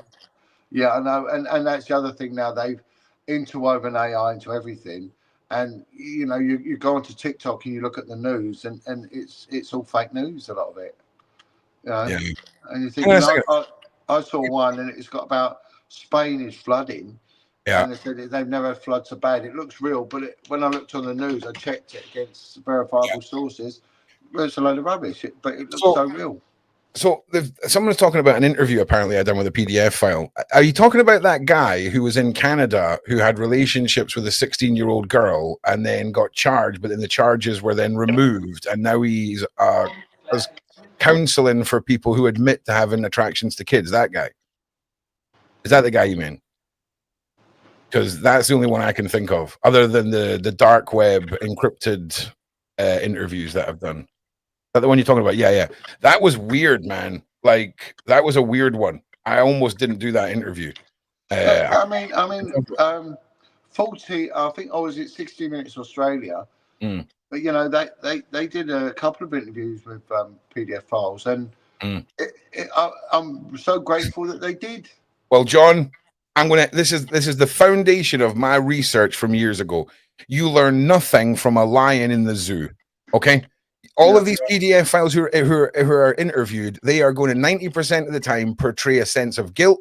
Oh, I've done something wrong. I understand. Oh, I'm going to change. The minute you take away that and you interview them in a place where they feel like they're not being watched, oh, that goes instantly. It's a sense of pride. And I tell you what, these PDFs on the dark web love nothing more than a new PDF wanting to be part of a community. They take them under their wing. It's like if you and I, John, collected stamps, right? And we're part of a community that collected stamps, and you posted a rare stamp, and in the comment section, we're all going, that's amazing. That's what they're doing over kids and abuse content. Of course, that's what they when we used to interview them and you transcribe the interview, and any other police investigation, the defence would have a copy of it. And we weren't allowed to give a copy of that out because the defence solicitors were giving it to their clients, and they were trading them as 100% masturbatory material. So but the other thing is, wait, John, if you're the craziest story of those reports being used as that material, I just need to get this one in. So the craziest thing I seen was the pro-child contact, the child lover PDFs, right? Arguing with the people that like to really hurt children over who was the better form of PDF file. An actual argument taking place on the dark web website. It's the maddest thing you've ever witnessed. It's crazy. Well, the other thing is that when they do get interviewed, because, my biggest thing is the survivors, especially with the ritual abuse, they're like, they'll catch me, they'll find me, they know where I am. But when, they always they self-defeat. They give these perverts the status that they're all seeing monsters, and they're not. They're individual human beings who, when you take them one at a time, they're pathetic, bullies, weirdos, broken, damaged, screwed up. So when you do interview them, you actually show the world and the victim that you can take the power back, and that those that did it to you aren't these big sort of overarching monsters. They were when you was a little tiny kid, but now seeing for what they are broken, pathetic, just vermin, pond life, and they'll see them as that. So I'm all for it, and I don't think that there is any sort of shame or you're colluding with the enemy and doing it. No, you're not. I think you're doing the enemy a massive disservice, a massive injustice in doing it, and I think rightly so. So carry on. Everything that I was this blatant with it. I would go onto their communities and post saying, "Hi, my name's Ron. I'm making a documentary about you monsters. Who wants to talk to me?" And I'd post a link to an encrypted chat room where they couldn't find out who I am. I can't find out who they are. And for me, it was about learning the tactics. You have to break this down into its simplest form. We're talking about a predator hunting prey. So we need to understand the stalking, and we need to understand the baiting, and we need to understand the final getting them in the net, metaphorically speaking. And that's what and then you can educate people and how to avoid them, and you recognize the traits of the predator then, and that's how you become the ultimate hunter, because you're trained in their psyche and everything else. And that's what people like Corinne Hurstebart does, and I say, brilliant, keep doing it, and show them what they are. And also, it will also highlight is that these are people that live next door. These are people that integrate normal society. 100%. They're not just a weird white man who's got milk bottom glasses who lives with his mum. They're not. They will be in everyone. Single swathe of society. Here's my theory, right, John? I believe, and this is just Ron, I'm not a doctor, I believe that the whole demographic of being attracted to children is a spectrum that starts from somebody who throughout their life, when they're on holiday and there's kids in swimsuits running around, catches himself looking and never really thinks much about it, right the way up to the most horrific abuser. I believe 1 in 5 people fall in that scale. I don't know what the stats are. I mean, Corinne might be more qualified to sort of mention that, but I would say the more study we do on it and the more exposing we do on it, the healthier our society is going to be. And more should be done on this instead of hiding away. Oh no, we don't want to talk to them. We don't want to. No. I'm with you. Expose them. Yep. I interviewed Lucy Witts, I believe her name was. She was convinced by her mother's boyfriend that she was her stepdad's girlfriend from a young age, thought it was totally normal. And it wasn't until her older sister moved in and he tried to abuse her that she spoke out. And now, years later, he's in the news and going to jail for doing the same thing to another family. So she made a documentary where she went and interviewed him. And her work is for people who are attracted to kids to come forward to talk to her so that she can guide them away from abusing. And I couldn't get, I was in a point in time where I was so deep in the hunting of these people, I couldn't get my head around why anyone would want to. Yeah, that's Corinne's way as well. She said she can stop them abusing, and she saves the police a lot of hassle and saves victims. And I'm with her. It's a bit like the old adage, "Oh, why don't you beat them up?" Well, what good's that going to do? They're going to put you in jail, mate.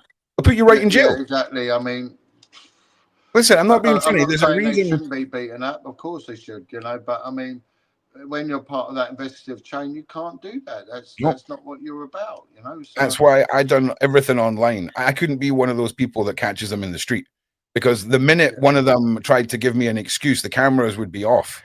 You know what I mean? There'd be a lot of ball peen hammers getting bought out. And not only that, a lot of the ones when you see they'll catch there's a lot of damaged people that they arrest. You can see there's a lot of people that are really inadequate and probably victims themselves as well. Yeah. Well, listen, if you're one of those people who may be a victim but chooses to abuse children, I would like to just wholeheartedly tell you to suck your mum, and there's no excuses. John is not making excuses either. I can't listen to anything other than these people are just true monsters. And if it starts in the home and it's a result of abuse, then it's monsters breeding monsters, breeding monsters, breeding monsters. And, the solution ain't an easy one. But John, listen, great show, great chat.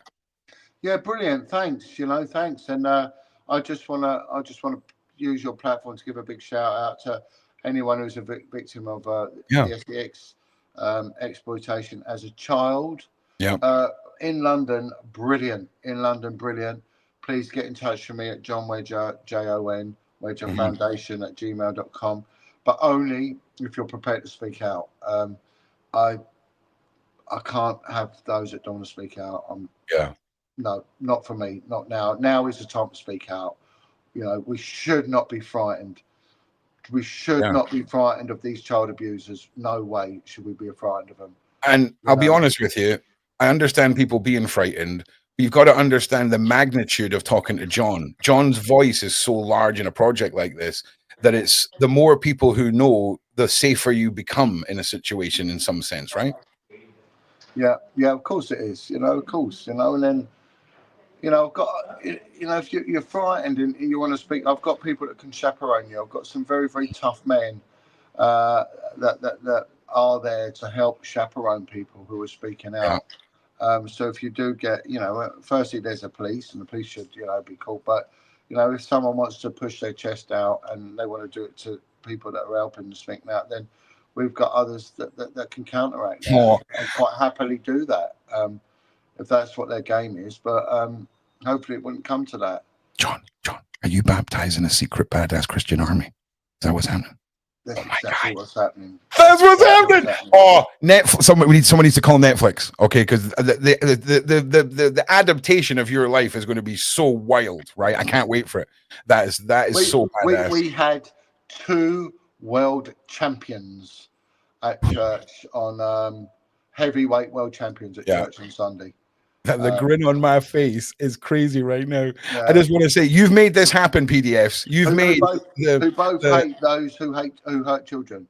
They will both happily step in for those who hurt children. So, when we're talking about allegedly professional sport fighters and possibly people who have a spicy past in criminal underworld who've turned a new leaf. You've made this happen, PDF. You've made the customer service department for children have to be created by John Wedger in the name of Jeebus. Well done. Congratulations, dumbasses. So it's just if they want to push their chest out, then we can counteract that. Hopefully it won't come to that. But Oh, I would say that people that those who hurt children aren't tough. They're not tough. Yeah, they're the opposite of tough. They really a little are. bit of me. No one should ever be intimidated by anyone who hurts children. A little bit of me kind of hopes it comes to that, though. A little bit. I mean, look at that vile individual, Mick Philpott, who murdered 6 of his own children. When you look at him, he was like, you know, the big hard man with that stupid 1970s moustache, you know, and what was he? Killing kids. You know, that's what he came down to. He was killing kids. But he's an extra layer. And he was a pervert as well. But there's an extra layer to him, right? So we've seen murderous dads and perverted dads before, but he was hell bent on being in the media, right? It's a special kind of. It's weird. There's a few of them, John. There was a documentary I watched called Crocodile Tears, and it was all about parents who kill their kids. And then you're crying, you're lying. Right. Well, listen, John, legend, as always. I love our conversations, and this is testament to the world that two grown men can disagree and have different views and still have the same outcome and get along. Let that to be testament to it all. And it's just a pleasure as always, mate. I'll see you next week, you handsome devil. Yeah, lovely. Yeah, thank you. Sort of thumbs there. Thank you so much. Wait, how freaking tiny is your thumb? Put your thumb back up. Yeah, as a. I got a bit. My thumb bends. Look, you see how it. What is going on? Oh, there we found that weird thing about John Wedger. Is that an alien gene? Is that something? No, that is. Do you know what? I think in a previous life you were a stern wife that had her husband under the thumb, and that's just decades of DNA, residual DNA of going bosh. You were just a badass woman for generations, mate. That's what it was. But look, love you lots, my man, and stay safe. Thank you, everyone on the Shaun Attwood channel. Thank you, everyone, the mods, all you guys who give up your time to keep the chat safe. We love you guys. Please like and share. Lots more coming with interviews tomorrow night and on Friday. It's going to be a fun week, so I'll see you all there. Thanks for being here. Much love. And from me, once and